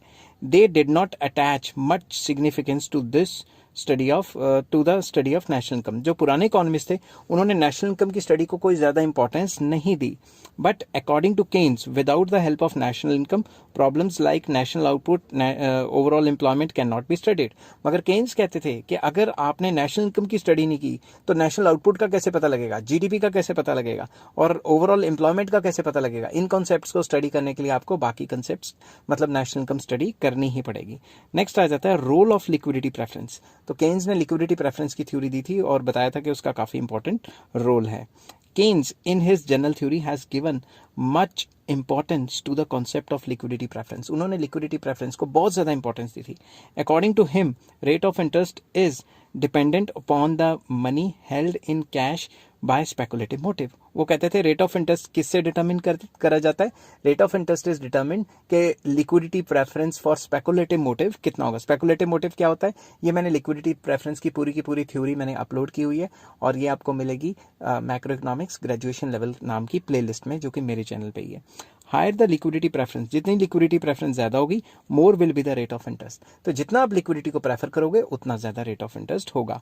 Rise in the rate of interest will discourage investment. अगर रेट ऑफ इंटरेस्ट बढ़ गया तो उससे क्या होगा, इन्वेस्टमेंट को डिस्करेजमेंट मिलेगी एंड हेंस एग्रेवेट अनएम्प्लॉयमेंट, और उसकी वजह से अनएम्प्लॉयमेंट फैल सकती है। तो ये था हमारा फीचर्स ऑफ केनेजियन स्कूल या केनेजियन इकोनॉमिक्स। नेक्स्ट टॉपिक हम लेके आएंगे significance of Keynesian theory of employment. Hello friends, आज मैं आपके साथ लेके आऊँ मैक्रो इकोनॉमिक्स का एक टॉपिक जो कि Keynesian theory of income and employment से रिलेटेड है, जिसका नाम है significance of Keynesian theory of employment. जो केनेजियन थ्योरी है या केनेजियन मॉडल है उसकी इंपॉर्टेंस क्या है, उसकी इंपॉर्टेंस डिस्कस करेंगे और इस चैप्टर के सारे लिंक आपको डिस्क्रिप्शन में मिल जाएंगे। जिस हिसाब से आपका लॉन्ग क्वेश्चन आएगा मैंने उसी हिसाब से लिखा हुआ है। अगर आप पूरी तरह गो थ्रू करेंगे तो आपको केनेजियन थ्योरी काफ़ी हद तक समझ आ जाएगी। तो चलिए शुरू करते हैं। Significance of Keynesian theory can be studied under two different headings, that is theoretical significance and practical significance. तो मैंने दो हेडिंग्स बनाई हैं, एक मैंने बताया थ्योरेटिकली ये इंपॉर्टेंट क्यों है, एक प्रैक्टिकली ये हमारी लाइफ में इंपॉर्टेंट क्यों है। तो सबसे पहले थ्योरेटिकली में फर्स्ट पॉइंट है रिवाइवल ऑफ मैक्रो इकोनॉमिक्स। आपको पता है केनेजियन थ्योरी तो माइक्रो इकोनॉमिक्स के प्रिंसिपल ही मैक्रो इकोनॉमिक्स पे लगाती रहती थी, तो केन्स थ्योरी से पहले मैक्रो इकोनॉमिक्स की इतनी ज़्यादा इंपॉर्टेंस नहीं थी। वो तो केन्स के कंसेप्ट आए जिससे मैक्रो इकोनॉमिक्स की इंपॉर्टेंस काफ़ी ज़्यादा बढ़ गई। तो इसमें आ जाता है Keynes has revived macro economics as discussed by mercantilist. तो जो मर्केंटलिस्ट हैं उन्होंने मैक्रो इकोनॉमिक्स की हल्की फुल्की कंसेप्ट दिए थे मगर इतने ज़्यादा डिटेल में नहीं दिए थे। केन्स की थ्योरी आने के बाद जो इन्होंने बुक छापी है उसके बाद काफ़ी ज़्यादा इंपॉर्टेंस बढ़ गई मैक्रो इकोनॉमिक्स की। Macro economics is concerned with the economic aggregates. Macro economics aggregate की स्टडी करता है, like national income, aggregate consumption, aggregate demand, aggregate supply, full employment etcetera. तो मैक्रो इकोनॉमिक्स में तो बड़े बड़े कॉन्सेप्ट की स्टडी होती है ना। Prior to Keynes the classicals used to take interest mainly in the problems of micro economics. तो केन्स से पहले जो स्टडी होती थी, जो क्लासिकल्स करते थे, वो माइक्रो इकोनॉमिक्स को ज़्यादा फोकस देते थे और मैक्रो इकोनॉमिक्स को इग्नोर कर देते थे। After the Great Depression of 1930, Keynes asserted that it was not necessary that the principles which were applicable to microeconomics must also be applicable to the issues of macroeconomics। ठीक है, उन्होंने कहा था कि जब उन्होंने ग्रेट डिप्रेशन के बाद अपनी बुक छापी, अपनी थ्योरी दी, उसमें उन्होंने कहा था ज़रूरी नहीं है कि जो प्रिंसिपल्स या जो कॉन्सेप्ट्स माइक्रो इकोनॉमिक्स में अप्लाई होते हैं, जो लॉजिक्स माइक्रो इकोनॉमिक्स में अप्लाई होते हैं, वो मैक्रो इकोनॉमिक्स पे भी अप्लाई हों। ठीक है, तो उन्होंने मैक्रो इकोनॉमिक्स की इंपॉर्टेंस को बढ़ा दिया, ठीक है, और रिवाइव कर दिया। नेक्स्ट सेकंड पॉइंट है अंडर एम्प्लॉयमेंट इक्विलिब्रियम। आपको पता है ना, केन्स तो कहते हैं अंडर एम्प्लॉयमेंट इक्विलिब्रियम है, ठीक है ना। फुल एम्प्लॉयमेंट तो कभी होती नहीं। फुल एम्प्लॉयमेंट मतलब जितने बंदों को काम करना चाहते हैं सबको काम मिले, ऐसा तो नहीं ना होता। Major contribution of Keynesian theory या Keynes in the concept of is the concept of under employment equilibrium. According to this concept during the peace time equilibrium can be possible under less than full employment situation. वो कहते थे अगर economy में war time है, peace time है, कुछ भी है, नॉर्मल सिचुएशन चल रही है, तब भी अंडर एम्प्लॉयमेंट इक्विलिब्रियम होता है, जिसको उन्होंने लेस देन फुल एम्प्लॉयमेंट कहा था। तो अंडर एम्प्लॉयमेंट इक्विलिब्रियम या लेस देन फुल एम्प्लॉयमेंट एक ऐसी सिचुएशन होती है जिसमें डिमांड और सप्लाई बराबर होंगे मगर फुल एम्प्लॉयमेंट से पहले ही हो जाएंगे। ठीक है, साइड पे बता देता हूँ हल्का सा। मान लो ये एग्रीगेट सप्लाई है, ठीक है, ये फुल एम्प्लॉयमेंट का लेवल है, ठीक है, मगर डिमांड सप्लाई तो यहीं पे कट गई, ठीक है, तो फुल एम्प्लॉयमेंट से पहले ही डिटर्मिन होगी, तो इतनी क्या होगी, इतनी अनएम्प्लॉयमेंट होगी ना, N1 F1, समझ गए बात। ठीक है। तो वो कहते थे कि फुल एम्प्लॉयमेंट से पहले ही जो है डिमांड सप्लाई आपस में बराबर आ जाती है। Equilibrium refers to a situation where ex ante savings is equal to ex ante investment. Equilibrium क्या बताया था उन्होंने? इक्विलिब्रियम वो कहते थे जहां पे एक्स एंटी सेविंग्स और एक्स एंटी इन्वेस्टमेंट बराबर होती हैं। एक्स एंटी क्या होता है? Planned savings and planned investment बराबर होती हैं। ये कॉन्सेप्ट कब बराबर होता है, कैसे बराबर होता है, ये अगर आप डिस्क्रिप्शन में जाएंगे, डिस्क्रिप्शन में सबसे पहला जो रिलेटेड टॉपिक के अंदर मैंने वीडियो का लिंक दिया है उसमें ये सारा का सारा इक्विलिब्रियम डिटरमिन करके बताया हुआ। आपने सारे के सारे लिंक नंबर वाइज देखने हैं, ठीक है। Prior to Keynes classical economist believe in the basic assumption of full employment equilibrium. तो केन्स से पहले क्लासिकल्स ये कहते थे कि हमेशा फुल एम्प्लॉयमेंट इक्विलिब्रियम है, जो कि नहीं होता, आपको पता ही है। On the contrary, according to Keynes, equilibrium could be possible under less than full employment. तो Keynes कहता था कि equilibrium under less than full employment पे भी या under employment equilibrium भी possible होता है।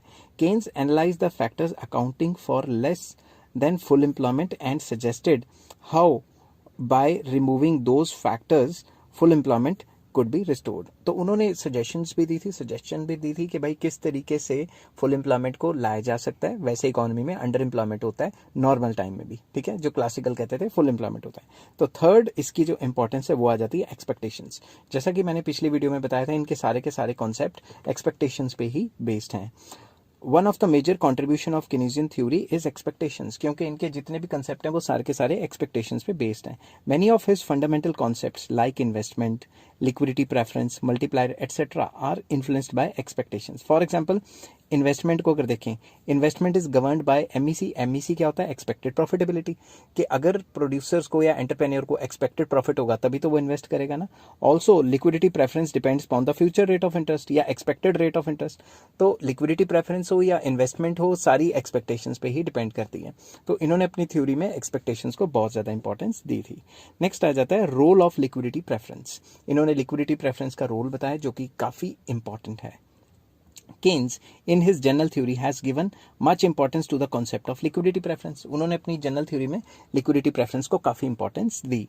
According to him, money held for speculative motive is a function of rate of interest. उन्होंने कहा जो भी पैसा आप अपने पास रखते हो speculative motive के लिए, वो rate of interest पे depend करता है। Higher the liquidity preference, वो कहते थे liquidity preference जितनी ज्यादा होगी, higher will be the rate of interest. Liquidity preference ज्यादा होगी तो rate of interest ज्यादा होगा। With rise in the rate of interest, investment will fall and unemployment will rise. वो कहते थे अगर रेट ऑफ इंटरेस्ट ज्यादा होगा तो रेट ऑफ इंटरेस्ट के बढ़ने की वजह से इन्वेस्टमेंट गिर जाएगी, जिसकी वजह से अनएम्प्लॉयमेंट फैल सकती है। नेक्स्ट आ जाता है न्यू कॉन्सेप्ट्स। केन्स ने कई नए कॉन्सेप्ट दिए। कौन कौन से कॉन्सेप्ट्स दिए? Keynes has also contributed new theoretical concepts to the economics. उन्होंने इकोनॉमिक्स को कई नए नए कॉन्सेप्ट्स दिए। कौन कौन से कॉन्सेप्ट्स थे? These concepts have served as effective tools for economic analysis. तो इकोनॉमिक एनालिसिस या इकोनॉमिक्स की स्टडी करने के लिए ये जो कॉन्सेप्ट्स हैं ये काफी इंपॉर्टेंट साबित हुए।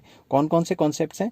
Propensity to consume, propensity to save, multiplier, investment function, MEC etcetera. अब ये कौन कौन से कॉन्सेप्ट हैं? ये सारे के सारे कॉन्सेप्ट मैंने अपनी वीडियोस में एक्सप्लेन किए हुए हैं और प्लेलिस्ट का नाम है मैक्रो इकोनॉमिक्स ग्रेजुएशन लेवल। जब आप शुरू से देखेंगे तो सारे के सारे कॉन्सेप्ट्स आपको मिल जाएंगे। Keynes has sought to underline the significance of investment through the concept of multiplier। उन्होंने इन्वेस्टमेंट की इंपॉर्टेंस बताई मल्टीप्लायर के थ्रू। उन्होंने बताया कि मल्टीप्लायर क्या करता है, जितनी ज्यादा इन्वेस्टमेंट करोगे उतनी इनकम बढ़ जाएगी, ठीक है। Likewise MEC seeks to throw light on the problem of diminishing rate of profit. MEC के थ्रू बताया, मतलब एक्सपेक्टेड जो मार्जिनल एफिशिएंसी ऑफ कैपिटल है उसके थ्रू बताया कि हमारे जो प्रॉफिट हैं वो लगातार गिरते रहते हैं। एक्सपेक्टेड प्रॉफिट हमेशा गिरता है, एमईसी गिरता है, ठीक है। नेक्स्ट आ जाता है ex ante investment and ex ante savings. तो कुछ लोग इसको x ant investment and x ant saving कहते हैं और कुछ लोग इसको x ante saving x ante investment कहते हैं। प्रोनाउंसिएशन का फर्क है, मतलब वही है, ठीक है। एक्स एंटी मतलब planned saving and investment. According to Keynes, Keynes ने क्या कहा था? Ex ante investment can be more और लेस और equal to ex ante savings. वो कहते थे एक्स एंटी इन्वेस्टमेंट और एक्स एंटी सेविंग्स ज्यादा भी हो सकती है, आपस में कम भी हो सकती है और बराबर भी हो सकती है। When ex ante investment and ex ante savings are equal then alone the economy will be in equilibrium. जब प्लान्ड सेविंग और प्लान्ड इन्वेस्टमेंट बराबर होंगे सिर्फ तभी इकोनॉमी इक्विलिब्रियम में होगी। But when ex ante investment is more than ex ante savings then there is a tendency of for employment to increase. मगर जब एक्सेंटी इन्वेस्टमेंट, प्लान्ड इन्वेस्टमेंट ज़्यादा है और प्लान्ड सेविंग कम है, तो उसमें इन्वेस्टमेंट ज़्यादा होगी और इकोनॉमी में एम्प्लॉयमेंट बढ़ेगी. On the other hand, when ex-ante investment is less than ex-ante savings, there is a tendency for employment to decrease. अब savings ज़्यादा हो जाएगी और planned investment कम हो जाएगी तो employment तो गिरनी है. Keynes has refuted the Say's law of market on the basis of the concept of ex-ante investment and ex-ante savings. Keynes ने हमेशा जो सेज लॉ या क्लासिकल थ्योरी को रिफ्यूट किया, रिजेक्ट किया है, उसका मेन जो बेस था वो यही था कि जो प्लान्ड सेविंग है और प्लान्ड इन्वेस्टमेंट है वो कभी बराबर नहीं होती. ठीक है. According to Keynes, due to fall in ex ante investment, aggregate demand can be less than aggregate supply. तो वो कहते थे कि एक्स एंटी मतलब प्लान्ड इन्वेस्टमेंट हमेशा कम हो जाती है, उसकी वजह से एग्रीगेट डिमांड एग्रीगेट सप्लाई से गिर जाती है और पहले ही फुल एम्प्लॉयमेंट से पहले ही ये आपस में बराबर आ जाते हैं. नेक्स्ट आ जाता है basis of fluctuations in employment. उन्होंने कहा था एम्प्लॉयमेंट में फ्लक्चुएशन जो होती हैं उसका मेन बेस क्या है. Another significant theoretical contribution of Keynesian theory of employment is the concept of multiplier. उन्होंने मल्टीप्लायर के कॉन्सेप्ट को बहुत अच्छे से एक्सप्लेन किया और ये काफ़ी अच्छा कंट्रीब्यूट करता है मैक्रो इकोनॉमिक्स को. This concept makes it clear आना था, इधर रुको 2 मिनट, मैं क्लियर लिख देता हूँ पेन का कलर चेंज करके, CLEAR. ठीक है. दिस कॉन्सेप्ट किधर गया, हाँ, this concept makes it clear as to the proportion in which the level of income and employment will change as a result of change in investment. ये हमें clearly बता देता है कि अगर इन्वेस्टमेंट इतनी होगी तो इनकम कितने गुना बढ़ जाएगी. A little rise or fall in investment may result into many times more rise or fall in the level of income and employment. तो ये थ्योरी हमें, मल्टीप्लायर की थ्योरी क्या बताती है कि अगर हल्का सा इन्वेस्टमेंट बढ़ाएंगे तो इनकम उससे ज़्यादा बढ़ेगी, हल्का सा इन्वेस्टमेंट गिराएंगे तो इनकम उससे कई गुना ज़्यादा गिरेगी. तो ये हमें बताता है कि फ्लक्चुएशन इनकम और एम्प्लॉयमेंट में क्यों आती है, ड्यू टू इन्वेस्टमेंट आती है. ठीक है. नेक्स्ट आ जाता है साइकोलॉजिकल लॉ ऑफ कंजम्पशन. जो साइकोलॉजिकल लॉ ऑफ कंजम्पशन है इसकी भी काफ़ी अच्छी प्रैक्टिकल एप्लीकेशन है. Psychological law of consumption is the most notable theoretical contribution of Keynes ने जो कंजम्पशन के जो लॉ दिए थे उसमें जो साइकोलॉजिकल लॉ ऑफ कंजम्पशन है काफ़ी इंपॉर्टेंट रोल प्ले करता है.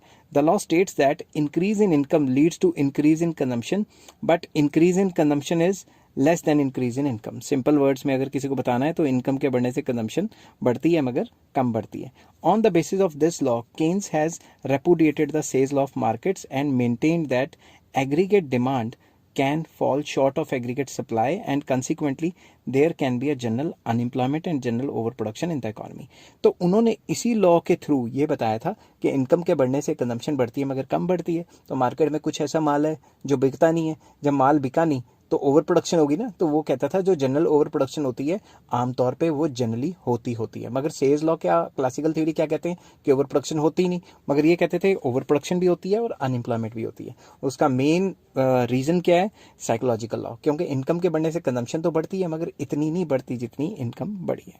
नेक्स्ट आ जाता है इसके प्रैक्टिकल सिग्निफिकेंस. प्रैक्टिकल लेवल पे इसके क्या सिग्निफिकेंस है. पहला, गवर्नमेंट इंटरवेंशन. केन्स ने आपको मैंने बताया ना गवर्नमेंट की इंटरवेंशन पे बहुत ज़्यादा काम किया है और वो कहते थे कि कैपिटलिज्म में रिफॉर्म लेके आना है. ठीक है ना.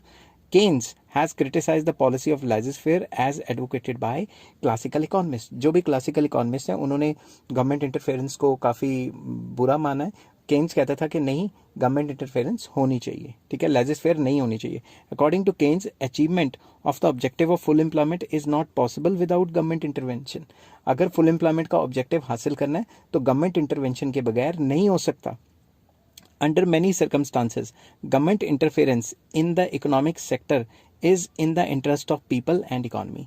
तो वो कहते थे अंडर डिफरेंट सर्कमस्टांसेस अगर गवर्नमेंट इंटरवीन करेगी मार्केट के अंदर तो गवर्नमेंट लोगों का इंटरेस्ट और इकोनॉमी के इंटरेस्ट के लिए काम करेगी, ना कि अपने फ़ायदे के लिए काम करेगी. मगर जो प्राइवेट सेक्टर होता है वो तो अपने फ़ायदे के लिए काम करता है ना. तो अगर इकोनॉमी में डाउनफॉल आना शुरू हो गया तो वो फिर प्राइवेट सेक्टर तो अपना पैसा खींच लेगा इकोनॉमी से. तो सरकार को इंटरफेरेंस करनी चाहिए, गवर्नमेंट को इंटरफेरेंस करनी चाहिए, क्योंकि गवर्नमेंट इकोनॉमी और पब्लिक इंटरेस्ट में काम करती है. In capitalist economy, full employment situation is not obtained automatically. Rather, to achieve it, government has to pursue such policies that may increase the demand and investment. तो Keynes कहते थे कि capitalist economy में full employment की situation अपने आप ही नहीं हो जाएगी, कोई ऑटोमेटिक एडजस्टमेंट नहीं है जैसे सेज लॉ और क्लासिकल थ्योरी कहती हैं, बल्कि गवर्नमेंट को ऐसी पॉलिसीज बनानी पड़ेगी जिससे एम्प्लॉयमेंट एंड आउटपुट और डिमांड मार्केट में बढ़ जाए. बाय क्या लिखा है, underlining the significance of government interference and to solve different economic problems, Keynes has rendered a service of practical significance. मतलब गवर्नमेंट की इंपॉर्टेंस बता के इसने हमारी प्रैक्टिकल ज़िंदगी है उसमें हमें ये बताया कि गवर्नमेंट इंटरफेरेंस कितनी ज़्यादा इंपॉर्टेंट है. नेक्स्ट आ जाता है social accounting. In modern times all governments lay emphasis on the concept of social accounting. जितनी भी सरकारें हैं वो सारी की सारी सोशल अकाउंटिंग के ऊपर जो है काफ़ी ज़्यादा एम्फेसिस देती हैं. सोशल अकाउंटिंग होता क्या है? It refers to country's income expenditure accounting. मतलब कंट्री कितना कमाता है, कितना खर्चा करता है, कितनी जीडीपी है, इसको कैलकुलेट करने के लिए केन्स ने काफ़ी ज़्यादा तवज्जो दी और जोर दिया. On the basis of such accounting government formulates economic policies. अगर सरकार के पास data related to national income होगा, जीडीपी होगा, एक्सपेंडिचर्स होगा, तभी तो सरकार अपनी नई नई पॉलिसीज बना सकती है. Importance of such accounting was made clear by Keynes. Keynes ने बताया कि जीडीपी या नेशनल इनकम निकालने की कितनी इंपॉर्टेंस होती है. In his theory of employment Keynes has laid great stress on national income, national consumption, national saving, national investment. उन्होंने अपनी थ्योरी में नेशनल इनकम की इंपॉर्टेंस के बारे में बताया, नेशनल कंजम्पशन के बारे में बताया, overall national savings and national investment के बारे में बताया कि ये जो पूरे नेशन लेवल पे जो हो रही है इनकी अकाउंट्स बनाने बहुत ज़रूरी हैं. तभी सरकार कोई पॉलिसी बना सकती है अगर उसके पास एक्यूरेट डाटा होगा. In almost all the countries of the world, these concepts are of great practical significance. सारी की सारी कंट्रीज में आजकल चाहे वो गरीब है चाहे अमीर है इस टाइप का डाटा मेंटेन किया जाता है. नेक्स्ट आ जाता है फिस्कल पॉलिसी. फिस्कल पॉलिसी क्या होती है? It is the policy related to government expenditure and government revenue. सरकार के खर्चे और सरकार की आमदनी से रिलेटेड जो पॉलिसी होती है उसको फिस्कल पॉलिसी कहा जाता है. Keynes has given much importance to fiscal policy with reference to full employment. तो केन्स ने कहा कि फिस्कल पॉलिसी काफ़ी ज़्यादा इंपॉर्टेंट है और फुल एम्प्लॉयमेंट को मेंटेन करने के लिए या फुल एम्प्लॉयमेंट को हासिल करने के लिए फिस्कल पॉलिसी की मदद लेनी चाहिए. According to him public work program prove to be quite helpful in removing unemployment and depression. तो केन्स ने कहा कि पब्लिक वर्क्स होने चाहिए. पब्लिक वर्क्स मतलब सरकारी प्रोग्राम होंगे. प्रोग्राम इन द सेंस सरकार रोड्स बनाएगी, इंफ्रास्ट्रक्चर बनाएगी, डैम बनाएगी, बिजली के स्टेशन बनाएगी, तो जॉब्स क्रिएट करेगी जिससे कि एम्प्लॉयमेंट ऊपर बढ़ सकता है और अनएम्प्लॉयमेंट खत्म हो सकती है और डिप्रेशन को कंट्रोल किया जा सकता है. Besides these programs efforts can be made to remove unemployment by adopting other means of fiscal policy. तो अनएम्प्लॉयमेंट को रिमूव करने के लिए या पॉवर्टी को रिमूव करने के लिए और भी फिस्कल पॉलिसी के कई जो हैं टूल्स हैं वो मैंने फिस्कल पॉलिसी के पूरे चैप्टर में बताए हुए हैं और वो पूरा का पूरा जो है मैक्रो इकोनॉमिक्स ग्रेजुएशन लेवल नाम से एक प्लेलिस्ट है. ठीक है, आप उसमें जाएं और पूरी की पूरी स्टडी करें फिस्कल पॉलिसी के बारे में. In India and other under developed countries considerable importance is given to public work program to remove the unemployment and depression. तो अनएम्प्लॉयमेंट एंड डिप्रेशन की सिचुएशन को रिमूव करने के लिए पब्लिक प्रोग्राम्स को काफ़ी ज़्यादा इंपॉर्टेंस दी जाती है. ठीक है, तो पब्लिक प्रोग्राम्स के अंदर जो भी खर्चा होगा वो फिस्कल पॉलिसी का ही पार्ट आ जाता है. नेक्स्ट आ जाता है डेफिसिट फाइनेंसिंग. डेफिसिट क्या होता है? सरकार को घाटा हुआ, सरकार ने खर्चा ज़्यादा किया, आमदनी कम थी, तो सरकार ने फालतू जो खर्चा कर दिया उसको पूरा करने के लिए सेंट्रल बैंक से कर्जा ले लिया जिसके बदले सेंट्रल बैंक नए नोट छाप भी सकता है. ठीक है, Keynes has offered many practical suggestions in relation to deficit financing. Deficit financing को लेके Keynes ने काफ़ी ज़्यादा suggestions दिए. क्या दिया? By deficit financing is meant the meeting of budgetary deficit by either borrowing from the bank और bye printing new currency note. तो उन्होंने कहा या तो आप सेंट्रल बैंक से बोरो कर लो या फिर नई करेंसी छाप दो. ठीक है, Keynes was of the view that balance budget is not advisable during the period of depression and unemployment. उन्होंने कहा बैलेंस बजट अनएम्प्लॉयमेंट और डिप्रेशन की प्रॉब्लम को सॉल्व नहीं कर सकता. जब अनएम्प्लॉयमेंट है या डिप्रेशन है मतलब मार्केट में पैसा नहीं है, तो मार्केट में पैसे को बढ़ाने के लिए क्या करना पड़ेगा? मार्केट में पैसे को बढ़ाने के लिए सरकार को पैसा डालना पड़ेगा और सरकार के पास अगर नहीं है पैसा तो उसे नोट छापने पड़ेंगे. These problems should be solved by resorting to deficit budget. तो ये प्रॉब्लम सॉल्व कैसे होंगी? डेफिसिट बजट करके. डेफिसिट बजट वो बजट होता है जिसमें सरकार खर्चा ज़्यादा करती है और सरकार के पास आमदनी कम होती है. That budget is called deficit which reflects more expenditure than income. वही चीज़ इंग्लिश में बोल दी. Government can meet budgetary deficit in many ways. कैसे कर सकती है? बोरोइंग, कर्जे ले ले बैंक से, और प्रिंटिंग न्यू करेंसी, या कर्जा ले ले या नए नोट छाप ले. As a result of deficit financing aggregate demand increase, in turn increases output and employment. तो जब भी डेफिसिट फाइनेंसिंग होगी तो एग्रीगेट डिमांड जो है वो नए नोट आएंगे. ठीक है, इकोनॉमी में नया पैसा आएगा, उससे आउटपुट एम्प्लॉयमेंट सब बढ़ जाएगी. However deficit financing should be kept within a safe limits, otherwise it may lead to inflationary rise in the price. काफ़ी तेज़ी से प्राइजेस बढ़ सकते हैं, ठीक है, इन्फ्लेशनरी प्रेशर्स आ सकते हैं। अब आप खुद सोचो, आपने कई टीवी में देखा होगा, नेशनल ज्योग्राफिक या डिस्कवरी चैनल पे दिखाते हैं, अफ्रीकन कंट्रीज़ हैं, वहाँ मंडी लगी हुई है करेंसी की मंडी लगी होती है, रेडी पे करेंसियाँ बेच रहे होते हैं ढेर लगा लगा के, आलू प्याज की तरह। वो क्यों है? क्योंकि उनकी कंट्रीज़ ने ये सोचा जितना ज़्यादा पैसा छापेंगे उतने अमीर हो जाएंगे, मगर वो अमीर तो हुए नहीं, मनी सप्लाई ज़्यादा बढ़ गई, प्राइजेज आसमान को चढ़ गए, ठीक है ना। नेक्स्ट आ जाता है सिग्निफिकेंस ऑफ इन्वेस्टमेंट। तो उन्होंने इन्वेस्टमेंट की भी काफ़ी इंपॉर्टेंस के बारे में हमें बताया। In order to achieve the objective of full employment, Keynes has stressed the importance of investment. उन्होंने कहा कि अगर हमें फुल एम्प्लॉयमेंट हासिल करनी है, फुल एम्प्लॉयमेंट अचीव करनी है, तो इन्वेस्टमेंट काफ़ी ज़्यादा इंपॉर्टेंट है। According to him, in short run, consumption expenditure remains stable, hence aggregate demand can be increased by increasing investment. वो कहते थे शॉर्ट टर्म में हमारी जो कंजम्पशन एक्सपेंडिचर है वो मोर और लेस स्टेबल रहती है, और अगर हमने एग्रीगेट डिमांड बढ़ानी है तो हमें इन्वेस्टमेंट बढ़ानी पड़ेगी। आपको ये पता है ना ये एग्रीगेट डिमांड कब है, और एग्रीगेट डिमांड क्या होती है? C+I। तो इन्होंने कहा था कि शॉर्ट पीरियड में ये मोर और लेस कांस्टेंट रह सकती है, तो अगर हम इन्वेस्टमेंट बढ़ाएंगे तो ही एग्रीगेट डिमांड बढ़ सकती है। समझ की बात? तो ये मैं आपको वैसे ही समझा रहा था, मतलब प्रैक्टिकल एग्जांपल देके।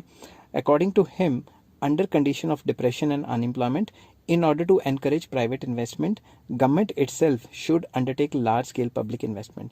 तो जब भी डिप्रेशन होता है या फिर रिसेशनरी सिचुएशन शुरू हो गई है, या मतलब अनएम्प्लॉयमेंट फैलती जा रही है, मंदी हो रही है इकोनॉमी में, तो हम मतलब सरकार क्या करे? सरकार बल्क में इन्वेस्टमेंट करे, लार्ज स्केल पे पब्लिक वर्क शुरू कर दे, कोई डैम बना ले, कोई नए नए प्रोजेक्ट शुरू कर दे, जिससे इकोनॉमी में पैसा इनफ्लो रहे। नेक्स्ट है full employment. Because of Keynesian economic approach, the policy of full employment has become major policy of almost all the countries। Keynes के एक फुल एम्प्लॉयमेंट को डिस्कस करने की वजह से ही हर गवर्नमेंट अपना खर्चा बढ़ाती है या अपनी इन्वेस्टमेंट बढ़ाती है, सो दैट वो फुल एम्प्लॉयमेंट को अटेन कर पाए, ठीक है। क्लासिकल तो कहते थे अटेन करने की जरूरत ही नहीं है, होती है फुल एम्प्लॉयमेंट, मगर ये कहते थे कि फुल एम्प्लॉयमेंट नहीं होती, अंडर एम्प्लॉयमेंट होती है और उसे अटेन करना पड़ता है। ऑल इकोनॉमीज वेदर प्लान्ड और unplanned treat full employment as the most desirable objective of economic policy. कोई भी कंट्री है, चाहे वो डेवलप है, चाहे अंडर डेवलप है, चाहे उसमें कोई भी राज चल रहा है, डेमोक्रेसी है नहीं है, हर कोई कंट्री में यही चाहता है, उसकी इकोनॉमिक पॉलिसी में सबसे ज़्यादा इंपॉर्टेंस दी जाती है फुल एम्प्लॉयमेंट को। Keynes doctrine that employment can be increased by increasing effective demand has great significance या ग्रेट प्रैक्टिकल सिग्निफिकेंस। तो केन्स ने जो कहा है कि डिमांड के बढ़ाने से ही फुल एम्प्लॉयमेंट को अटेन किया जा सकता है, इस प्रिंसिपल की बहुत ज़्यादा इंपॉर्टेंस है और ऑलमोस्ट ऑल कंट्रीज इसको फॉलो करती हैं। आई होप ये वीडियो आपको पसंद आई होगी। अगर पसंद आई है तो please like, share and subscribe. इस केनेजियन थ्योरी के सारे लिंक आपको डिस्क्रिप्शन में मिल जाएंगे। अगर आप ये बीच पे चाले छलांग मार के ये देखने लग गए तो मेरी ये रिक्वेस्ट है कि पहले आप नंबर वाइज सारे के सारे देखें, आपको बहुत मज़ा आने वाला है, ठीक है। और इसके बाद शायद आप केनेजियन थ्योरी दोबारा पढ़े ही ना, ठीक है। हेलो फ्रेंड्स, आज मैं आपके साथ लेके आया हूँ मैक्रो इकोनॉमिक्स का एक topic, Keynesian theory of unemployment. इसके अंदर हम डिस्कस करेंगे criticism of Keynesian theory of employment. तो केनेजियन थ्योरी के क्रिटिसिज्म क्या है वो डिटेल में डिस्कस करेंगे, मगर इस चैप्टर के सारे लिंक आपको डिस्क्रिप्शन में मिल जाएंगे। और लास्ट के सेकेंड लास्ट जो कॉन्सेप्ट है इसका वो क्रिटिसिज्म है। मैंने पहला क्रिटिसिज्म बिल्कुल नहीं बनाया, आप डिस्क्रिप्शन में जाएँ और नंबर वाइज सारे लिंक फॉलो करें। तो जब नंबर वाइज पढ़ेंगे तो आपको ये क्रिटिसिज्म पढ़ने का बड़ा मजा आएगा, ठीक है। चलिए शुरू करते हैं। तो modern economists like F.H. Knight or L.A. Ham, Hayek, Anderson etc. have criticized Keynesian economic principles। तो ये कुछ इकोनॉमिस्ट हैं जिन्होंने केन्स की थ्योरी को क्रिटिसाइज किया है। Main criticism of Keynesian theory are as under. Keynes की थ्योरी बहुत अच्छी है, मगर जब भी कोई थ्योरी बनती है वो एक पर्टिकुलर टाइम पे बनती है, उन सिचुएशंस पे अप्लाई होती है। और आपको पता है हमारी इकोनॉमी डायनेमिक रहती है, टाइम टू टाइम चेंज होती जाती है। तो ज़रूरी नहीं कि जो पुरानी सिचुएशंस में बहुत अच्छी चीज़ें थी वो आज की सिचुएशन पे भी अप्लाई हों। तो चलिए फर्स्ट कॉन्सेप्ट आ जाता है, concept of equilibrium is self contradictory. इसका जो कॉन्सेप्ट ऑफ इक्विलिब्रियम जो केन्स ने बताया वो सेल्फ कॉन्ट्रडिक्टरी है। कैसे? Keynes was of the view that in an economy equilibrium was possible at less than full employment level। Keynes जो हैं वो पहले इकोनॉमिस्ट हुए हैं जिन्होंने कहा कि इक्विलिब्रियम हो सकता है, लेस देन फुल एम्प्लॉयमेंट में भी हो सकता है। Many economists have severely criticized this view of Keynes। उन्होंने Keynes को कहा ले एक तरफ तो कह रहे हो इक्विलिब्रियम है, एक तरफ कह रहे हो अंडर एम्प्लॉयमेंट है, फुल एम्प्लॉयमेंट नहीं है, तो ये क्या बात हुई? इक्विलिब्रियम तो वही हुआ ना जिसमें सब कुछ सही चल रहा है, सब कुछ खराब चल रहा है फिर भी इक्विलिब्रियम। तो ये जो है ये काफ़ी कॉन्ट्रडिक्ट है। According to him equilibrium can be possible when there is employment, full employment in the economy and fuller utilisation of resources. कि इक्विलिब्रियम सिर्फ तभी पॉसिबल होगा जब इकोनॉमी में फुल एम्प्लॉयमेंट इक्विलिब्रियम होगी और फुलर यूटिलाइजेशन ऑफ रिसोर्सेज होंगे। तो इक्विलिब्रियम तो एक ऐसी सिचुएशन है ना जिसमें सब कुछ अच्छा हो रहा है। अब इक्विलिब्रियम भी कह दिया और अंडर एम्प्लॉयमेंट इक्विलिब्रियम भी कह दिया, तो ये तो कॉन्ट्रडिक्शन सी होगी ना। Bye accepting the existence of equilibrium at less than full employment, Keynes has used the word equilibrium. उन्होंने कह दिया full employment भी नहीं है और equilibrium का word भी इस्तेमाल कर लिया। Hazlitt has severely criticized this concept of Keynes. According to him, so long as labor and other factors are not fully employed, it is big folly to think of equilibrium. कि जब ये जो labour या other factors fully employed ही नहीं है तो equilibrium कहाँ से हो गया? समझ गए बात? तो कुछ लोग कहते हैं, इन्होंने कहा था अंडर एम्प्लॉयमेंट इक्विलिब्रियम है, तो उसको इक्विलिब्रियम ना कहे ना, कुछ और कह दें, क्योंकि इक्विलिब्रियम तो एक ऐसी सिचुएशन है जहाँ सब कुछ सही होता है। ठीक है ना। नेक्स्ट कॉन्सेप्ट आ गया, Keynes economics is mainly static. ठीक है। Another allegation against the Keynes economic analysis is that it is mainly static. ये static है। static मतलब given time की बात करती है, dynamic नहीं है। changes क्या आते रहते हैं वो regularly नहीं बताती। No doubt Keynes directed the attention of economists towards shifting equilibrium, but he did not clarify that when we move from one position of equilibrium to another and how, in what way the investment undergoes the change. तो उन्होंने कहा था कि भाई ये aggregate supply है, ये aggregate demand है, जब इन्वेस्टमेंट बढ़ जाती है तो एडी का ऊपर शिफ्ट हो जाती है, इक्विलिब्रियम यहाँ से यहाँ चला गया, इनकम पहले इतनी थी अब इनकम इतनी होगी। बट उन्होंने ये तो बताया नहीं व्हेन एंड हाउ, किस तरीके से होगी, कब होगी, कितनी होगी, ये नहीं बताया। ठीक है। If we look at Keynesian theory from macro point of view, it must be accepted that it contains some dynamic elements. अगर हम मैक्रो पॉइंट ऑफ व्यू से पढ़ें तो इसमें कुछ डायनेमिक एलिमेंट्स हैं and makes mention of time lag. तो उन्होंने टाइम लैग की बात भी की है। नेवरदीलेस this economic analysis is comparative static and comparative static to a large extent. तो ये comparative static है, मतलब दो स्टैटिक को सिर्फ कंपेयर करना कि पहले इक्विलिब्रियम नीचे था अब इक्विलिब्रियम ऊपर हो गया, तो डायनेमिक नहीं है। डायनेमिक मतलब सिचुएशन के चेंज होने से लगातार नहीं बताता क्या क्या चेंजेस आए। तो बेसिकली इसको कंपैरेटिव स्टैटिक कहा जा सकता है, डायनेमिक नहीं कहा जा सकता। थर्ड पॉइंट आ जाता है इग्नोर्ड लॉन्ग पीरियड कंसेप्ट, क्योंकि इन्होंने कहा था लॉन्ग पीरियड में वी ऑल आर डेड, सारी की सारी स्टडी शॉर्ट पीरियड की कर दी। ठीक है। Keynes theory is short run economic analysis. मैं फिर से पढ़ता हूँ, Keynes theory is a short run economic analysis having no concern with long run. Keynes की जो भी थ्योरी है वो शॉर्ट रन में इकोनॉमिक एनालिसिस करती है डिफरेंट वेरिएबल्स का, और लॉन्ग रन से इसका कोई लेना देना है ही नहीं। Keynes himself once said that in long run we all are dead. According to Professor Hayek, it is a matter of pride for economists to study long run forces in place of short run forces and bring to notice of the people such implied facts that are beneficial to humanity. तो उन्होंने कहा था in long run we all are dead, but जो professor Hayek हैं वो ये कहते हैं कि लॉन्ग रन की स्टडी ज़्यादा इंपॉर्टेंट है, ताकि हम लोगों को ये दिखा सकें कि लॉन्ग रन में हम क्या क्या करेंगे जो कि ह्यूमन सोसाइटी या ह्यूमन बीइंग के लिए वेलफेयर का काम करेगी, कि हम ह्यूमैनिटी को बेनिफिशियल लॉन्ग रन में कैसे कैसे बना सकते हैं। मगर अगर लॉन्ग रन की स्टडी नहीं करेंगे तो फिर कैसे आगे जाएंगे? ठीक है ना। Because of short run analysis one may arrive at many unrealistic and dubious conclusions. तो उनका कहना था शॉर्ट रन की स्टडी की वजह से कुछ उल्टे पुल्टे कंक्लूजन्स निकाल के बैठ गए हैं केन्स, जो कि शॉर्ट रन के एनालिसिस इनको नहीं करने चाहिए थे, क्योंकि लॉन्ग रन में हम ह्यूमैनिटी को या ह्यूमन बीइंग को आगे कैसे बेनिफिट्स पहुंचा सकते हैं इसके ऊपर थ्योरी होनी चाहिए रेदर देन शॉर्ट पीरियड। तो क्योंकि इकोनॉमिस्ट हमेशा कॉन्ट्राडिक्ट करते हैं, कोई भी इकोनॉमिस्ट कोई थ्योरी देगा तो उसकी क्रिटिसिज्म बोलने के लिए 20 आ जाएंगे। ठीक है ना। नेक्स्ट आ जाता है unrealistic assumption of perfect competition. तो उन्होंने कहा था एजम्पशन थी ना इस थ्योरी की, जब मैंने पहला पार्ट करवाया था जो कि डिस्क्रिप्शन में लिंक दिए हुए सारे के सारे, तो जब एजम्पशंस मैंने कराई थी मैंने कहा था परफेक्ट कंपटीशन, मैंने नहीं कहा था, मतलब केन्स के एजम्पशन में मैंने समझाया था Keynesian economics is based on the unrealistic assumption of perfect competition like that of classical economist. जैसे क्लासिकल इकोनॉमिस्ट ने अनरियलिस्टिक एजम्पशन ली थी परफेक्ट कंपटीशन की, तो केन्स ने भी परफेक्ट कंपटीशन की अनरियलिस्टिक एजम्पशन ली थी। ठीक है। अगर आपको नहीं पता परफेक्ट कंपटीशन क्या होता है, आप मेरी माइक्रो इकोनॉमिक्स ग्रेजुएशन लेवल की जो प्लेलिस्ट है उसमें जाएं, उसमें एंड में कहीं परफेक्ट कंपटीशन की पूरी वीडियोस होंगी, आप उनको देख सकते हैं। But we know that in real economic world condition of perfect competition is a figment in real world condition। जो real world condition है मैं फिर से पढ़ता हूँ, but we know that in a real world condition यहाँ पे ये उड़ा देना चाहिए, ठीक है, थोड़ी इंग्लिश नहीं बन रही। परफेक्ट कंपटीशन, यहाँ से ये उड़ा देता हूँ, ठीक है, बैक कर देता हूँ, बैक करके ये उड़ा देता हूँ, क्योंकि बीच बीच में कभी कभी मैं कुछ और सोचने लग जाता हूँ तो उसमें फिर, ठीक है, हाँ। In real world perfect competition is a figment of imagination. जो रियल वर्ल्ड है उसमें परफेक्ट कंपटीशन हो ही नहीं सकता, क्योंकि large number of buyer and seller homogeneous goods थोड़ी ना बनाएंगे। According to Mrs Joan Robinson and Chamberlin, in real world we find only monopolistic competition. क्योंकि चैम्बरलिन ने मोनोपोलिस्टिक कंपटीशन दिया था तो उन्होंने तो कहना ही था ना कि भाई सिर्फ रियल वर्ल्ड में मोनोपोलिस्टिक कंपटीशन होता है। Accordingly Keynes economics is also far from real conditions and circumstances. तो इसमें क्रिटिसाइज कर दिया कि उन्होंने भाई परफेक्ट कंपटीशन की बात की है, मगर असल जिंदगी में परफेक्ट कंपटीशन नहीं होता। फिफ्थ पॉइंट आ जाता है, Keynesian theory is not a general theory. Keynes की थ्योरी जनरल थ्योरी नहीं है, मतलब आमतौर पर अप्लाई नहीं होती। To claim this Keynesian theory of employment is a general theory and is applicable to all conditions of employment is not correct। Keynes ने जो क्लेम दिया है कि ये मेरी जो थ्योरी है वो जनरल थ्योरी है, हर सिचुएशन पे अप्लाई होगी, हर जगह हर कंट्री पे अप्लाई होगी, ये भी सही नहीं है। The fact is that Keynesian theory is neither a solution to all kinds of economic problems nor is applicable to all economies.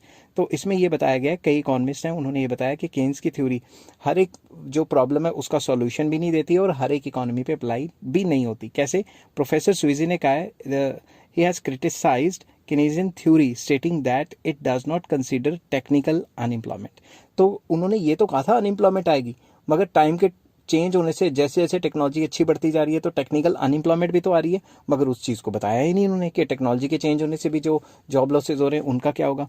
Its application, इसकी एप्लीकेशन कहाँ पे होती है? Is confined to developed economies like England and America, but it does not apply to socialist economies like Russia, North Korea etcetera etcetera. तो ये तो सिर्फ वहीं पे अप्लाई हुआ ना जहाँ कैपिटलिज्म है, सोशलिज्म वाली जगह तो ये अप्लाई नहीं होगी थ्योरी। नेक्स्ट आ जाता है 6 point, based on the assumption of closed economy. ये आपको पता है पूरी की पूरी थ्योरी कह रही थी कि क्लोज्ड इकोनॉमी मतलब एक्सपोर्ट इंपोर्ट ही नहीं है, ऐसा भी नहीं हो सकता, ठीक है ना। Keynesian theory of employment is based on the unrealistic assumption of closed economy. तो क्लोज्ड इकोनॉमी के ऊपर ये बेस्ड है पूरी की पूरी। According to this theory aggregate demand is not influenced by import and export. मगर आपको पता है ना असली फार्मूला क्या है एडी का? AD is equals to C plus I plus G plus X minus M. ये था ना फॉर्मूला +2 में जब आप 12th में करते थे, मगर इन्होंने एक्सपोर्ट इंपोर्ट की कोई बात ही नहीं की। अब आप खुद सोचो एग्रीगेट डिमांड के अंदर एक्सपोर्ट इंपोर्ट नहीं आएगा क्या? तो उसको इग्नोर कर दिया। Next, Keynesian analysis is not so empirical. Another criticism leveled against Keynesian theory is that policies of Keynes have not succeeded in the modern economic world, nor have their forecasts turned true। तो जो Keynesian theory है उसकी जो expectations थी, जो implications थी कि आने वाले टाइम पे ऐसा होगा, तो मॉडर्न इकोनॉमिक वर्ल्ड में वो कहीं ना कहीं जो है वो पूरी नहीं पड़ती और मॉडर्न वर्ल्ड पे वो कहीं ना कहीं फोरकास्ट अच्छे तरीके से नहीं कर पाता। मैं ये नहीं कह रहा 100% ही नहीं होती, मगर जितना इन्होंने कहा था उतना नहीं हो पाता, ठीक है। It means that there are fundamental defects in Keynesian doctrines and models. जो भी केन्स के मॉडल हैं, डिफरेंट डिफरेंट थ्योरीज हैं, उसमें कुछ ना कुछ डिफेक्ट है थोड़ा बहुत टेक्निकली, ठीक है। और कैसे? For instance, Keynes was of the opinion that problem of secular stagnation, that is deficiency of effective demand, will generally persist in advanced and rich countries during 20th century। उन्होंने कहा था 20th century में effective demand की problem रहेगी और ये persist करेगी लगातार। However, this forecast proved false because in the post World War era, the problem did not arise in the above countries। तो post world war, second world war के बाद इन countries ने कितनी तेजी से तरक्की की है और कितनी तेजी से इनकी इकोनॉमीज बढ़ी हैं, मगर केन्स तो कहता था भाई कहीं ना कहीं पंगा पड़ जाएगा, डिमांड गिर जाएगी, रिसेशन आ जाएगा, डिप्रेशन आ जाएगा, जो कि नहीं आया। 8th पॉइंट है limited applicability of multiplier. Multiplier क्या कहता था? मल्टीप्लायर कहता था भाई इन्वेस्टमेंट बढ़ाओ, इनकम कई गुना बढ़ जाएगी, ठीक है। Keynes' concept of multiplier has also limited applicability from the point of view of operation of several economic activities। तो मल्टीप्लायर भी अच्छे तरीके से अप्लाई नहीं हो पाता, अंडर डेवलप कंट्रीज में तो बिल्कुल ही नहीं हो पाता। During boom multiplier appears to be in operation to a very large extent. Boom time period पे इन्वेस्टमेंट हाई होती है, जब इन्वेस्टमेंट हाई होती है तो काफ़ी लार्ज एक्सटेंट पे इनकम्स भी बढ़ जाती हैं, ठीक है। But when depression sets in, जब भी डिप्रेशन आता है, the operation of multiplier appears to be quite limited. तो उनका कहना था कि जब भी डिप्रेशन आता है तो इन्वेस्टमेंट गिर जाएगी, ठीक है, तो इनकम भी गिर जाएगी, मगर ऐसा नहीं होता। तो जब इन्वेस्टमेंट कम होती है, ऑपरेशन ऑफ मल्टीप्लायर जो है काफ़ी लिमिटेड हो तो जाता है, moreover the concept of multiplier is dependent on such assumptions that as are not applicable in under develop countries. ये कहते थे कि डेवलप कंट्रीज में अगर इन्वेस्टमेंट गिरेगी इनकम कई गुना गिर जाएगी, इन्वेस्टमेंट बढ़ेगी इनकम कई गुना बढ़ जाएगी। मगर अगर आप सोचो कि अंडर डेवलप कंट्री है, उसमें कोई बंदा बल्क में इन्वेस्टमेंट भी कर देता है तो भी इकोनॉमी में डिमांड इतनी ज़्यादा नहीं बढ़ती। मैं आपको आज की बात बता रहा हूँ, हमारे कंट्री की बात बता रहा हूँ। मैं इंडिया में रहता हूँ। इंडिया में कोरोना वायरस के बाद गवर्नमेंट ने काफ़ी ज़्यादा पैसा इन्फ्यूज़ किया एज अ इन्वेस्टमेंट, मगर इफ़ेक्टिव डिमांड नहीं बढ़ रही। पता क्या हुआ ये कि सारे के सारे पैसे जो बड़े बड़े रिच इंडस्ट्रियलिस्ट हैं उनकी जेब में चले गए और गरीब बंदे की जेब में कुछ नहीं आया। तो जीडीपी बढ़ भी रही है मगर उसका कोई फायदा नहीं हो रहा। गरीब बंदा गरीब ही होता जा रहा है और अमीर बंदा अमीर ही होते जा रहा है। तो अंडर डेवलप कंट्रीज में मल्टीप्लायर के कॉन्सेप्ट लागू करना बहुत मुश्किल होता है, इसलिए इसकी एप्लीकेबिलिटी ऑफ मल्टीप्लायर नहीं है। इवन गवर्नमेंट इन्वेस्टमेंट करती भी है तो वो पैसा सारा घुमा फिरा के रिच की जेब में चला जाता है और पुअर की जेब में नहीं जाता। ठीक है, नेक्स्ट आ जाता है इकोनॉमीज ऑफ डिप्रेशन। ये मैंने क्या कर दिया, हाँ, economies of depression. Another allegation against the Keynesian economics is that it seeks solution to the problem of depression and unemployment alone. जो हिक्स एंड शुम्पीटर है उन्होंने ये कहा था कि जो केन्स हैं वो सारा का सारा फोकस डिप्रेशन को कैसे हटाना है और अनएम्प्लॉयमेंट को कैसे सॉल्व करना है इसी पे फोकस कर देते हैं। Keynes and Schumpeter are of the view that Hicks and Schumpeter are of the view that Keynes had not properly studied the problem of boom and inflation. तो शुम्पीटर और हिक्स का ये मानना था कि उन्होंने बूम और इन्फ्लेशन के जो कॉन्सेप्ट हैं उनको इतनी ज़्यादा इंपॉर्टेंस नहीं दी जितना वो रिसेशन, डिप्रेशन, अनएम्प्लॉयमेंट के पीछे भाग भाग के उन्हीं के कॉन्सेप्ट को डिस्कस करना, क्यों आए थे और उन्हीं के प्रॉब्लम को सॉल्व करना, बाकी कॉन्सेप्ट पे उन्होंने फोकस नहीं किया। एंड लास्ट क्रिटिसिज्म है इसकी, rate of interest is purely a monetary phenomena. ठीक है, is not purely a monetary phenomena, sorry मैं नॉट भूल गया। Keynes asserted that rate of interest is purely a monetary phenomena. Keynes कहते थे rate of interest को determine करना एक मॉनेटरी फिनोमेना है, मनी के रिलेटेड है। ठीक है, according to him interest is the reward for parting with liquidity, कि अगर आप अपने से लिक्विडिटी को दूर करते हो उसके बदले जो आपको पैसा मिलेगा वो रेट ऑफ इंटरेस्ट है। अगर मैं पैसे को अपने आप से दूर करता हूँ, बैंक में रखता हूँ या किसी को कर्जे में दे देता हूँ तो उसके बदले जो मुझे पैसा मिलेगा वो रेट ऑफ इंटरेस्ट ही होगा ना। However Hansen and Hicks etcetera are of the view that rate of interest is influenced by real factors as well as monetary factors. तो उनका मानना था, हिक्स एंड हैंसन और भी कई हैं, उनका ये मानना था कि जो रेट ऑफ इंटरेस्ट है वो प्योरली मॉनेटरी नहीं है, उसमें रियल फैक्टर्स भी इंपॉर्टेंट रोल प्ले करते हैं और रियल फैक्टर होता है saving and investment. I hope ये वीडियो आपको पसंद आई होगी। मैंने 10 क्रिटिसिज्म लिखे हैं, वैसे तो कई क्रिटिसिज्म है मगर जब हम लॉन्ग क्वेश्चन अटेम्प्ट करते हैं तो इसमें 10 क्रिटिसिज्म या उससे ज़्यादा नहीं लिखना। लॉन्ग क्वेश्चन में आपने 5-6 से ज़्यादा पेजेस नहीं लिखने।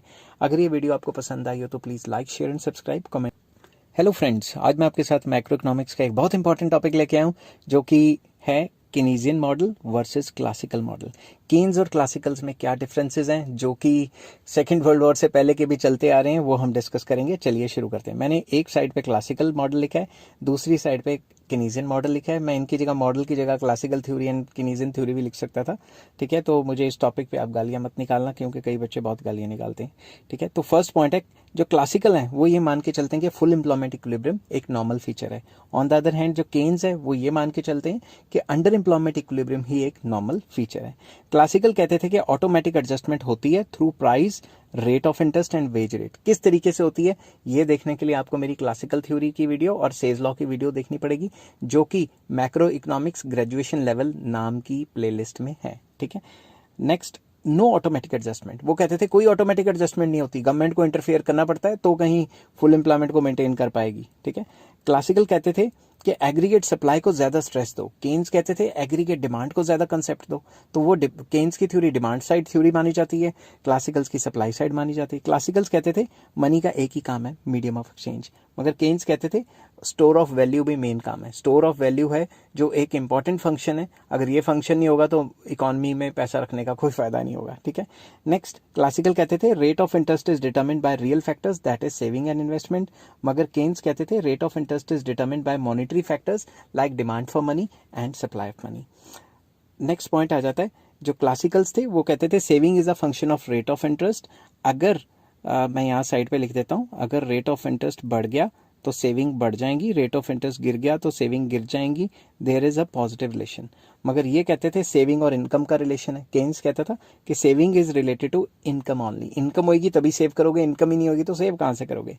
नेक्स्ट आ जाता है क्लासिकल का point, investment is a function of rate of interest. वो कहते थे कि रेट ऑफ इंटरेस्ट अगर ज़्यादा होगा तो लोग इन्वेस्टमेंट कम करेंगे, अगर रेट ऑफ इंटरेस्ट कम होगा तो लोग इन्वेस्टमेंट ज़्यादा करेंगे, there is a negative relation, ठीक है।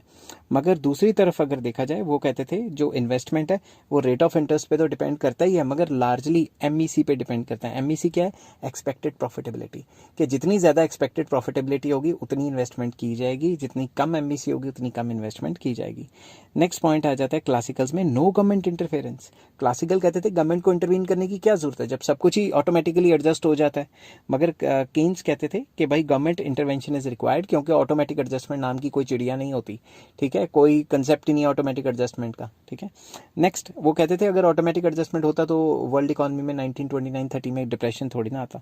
तो क्लासिकल्स कहते थे they were in favour of cut in the money wages to bring full employment. Full employment को मेंटेन करने के लिए वो ये कहते थे वेज रेट को गिराना बहुत ज़रूरी है। तो ऑटोमेटिक एडजस्टमेंट में कहते थे अगर वेजेस गिर जाएंगी तभी डिमांड फॉर लेबर बढ़ेगी, ठीक है। मगर केन्स कहते थे ऐसा नहीं होता, any reduction in the money wages is likely to cause fall in effective demand. अगर वेजेस कम करेंगे तो परचेसिंग पावर गिर जाएगी, परचेसिंग पावर गिर जाएगी तो डिमांड गिर जाएगी, डिमांड गिरेगी तो मार्केट में प्रोडक्शन बंद हो जाएगी और फर्दर इससे एम्प्लॉयमेंट भी गिर जाएगी। Next, saving is a social virtue. कौन कहता था? क्लासिकल्स, कि भाई सेविंग बहुत अच्छी बात है, करनी चाहिए। मगर केन्स क्या कहता था? Saving is social wise, saving society के लिए सही नहीं है। अगर सारे के सारे बंदे सेव करने लग गए तो मार्केटों में, दुकानों में जो सामान पड़ा हुआ है वो तो बिकेगा ही नहीं। अगर वही सामान नहीं बिकेगा तो फर्दर प्रोडक्शन ज़्यादा कर ली उन्होंने, माल बिका नहीं और फर्दर फिर बनना बंद हो गया तो अनएम्प्लॉयमेंट फैल जाएगी। आई होप ये वीडियो आपको पसंद आई होगी। अगर पसंद आई है तो please like, share and subscribe. Next topic मैं लेके आऊँगा, जो भी अगला टॉपिक होगा वो मैं आपको बता दूंगा कौन सा है। तो ये थी सारी की सारी कीनेसियन थ्योरी। आप इस सारे के सारे टॉपिक को मतलब सारे के सारे ये जो नंबर वाइज हैं ये आप उसमें जा सकते हैं डिस्क्रिप्शन में, और नंबर वाइज पढ़ने की कोशिश करना। मेरी कोई भी वीडियो देखते हो मैंने उसमें डिस्क्रिप्शन में सारे के सारे लिंक दिए होते हैं, और आप उन लिंक्स को नंबर वाइज पढ़ोगे तो आपको बहुत मज़ा आएगा। शायद टीचर का नाम ही भूल जाए आपको, ठीक है, क्योंकि जिस हिसाब से पेपर में आपने अटैम्प्ट करने हैं मैंने उसी हिसाब से लिखे हैं। जब मैं डीएवी कॉलेज में पढ़ाता था, मैंने 4-5 साल पढ़ाया डीएवी कॉलेज ड्यूरिंग मैं जब पीएचडी कर रहा था, तो उस टाइम पे जब मैं पेपर चेक करने जाता था तो बीइंग टीचर जो मैं एक्सपेक्ट करता था कि बच्चों को इस तरीके से लिखा होना चाहिए, मैंने अपनी सारी वीडियोस उसी तरीके से बनाई है, ठीक है। आई होप ये मेरी बातें आपको बोर ना करें। Till then take care, bye bye.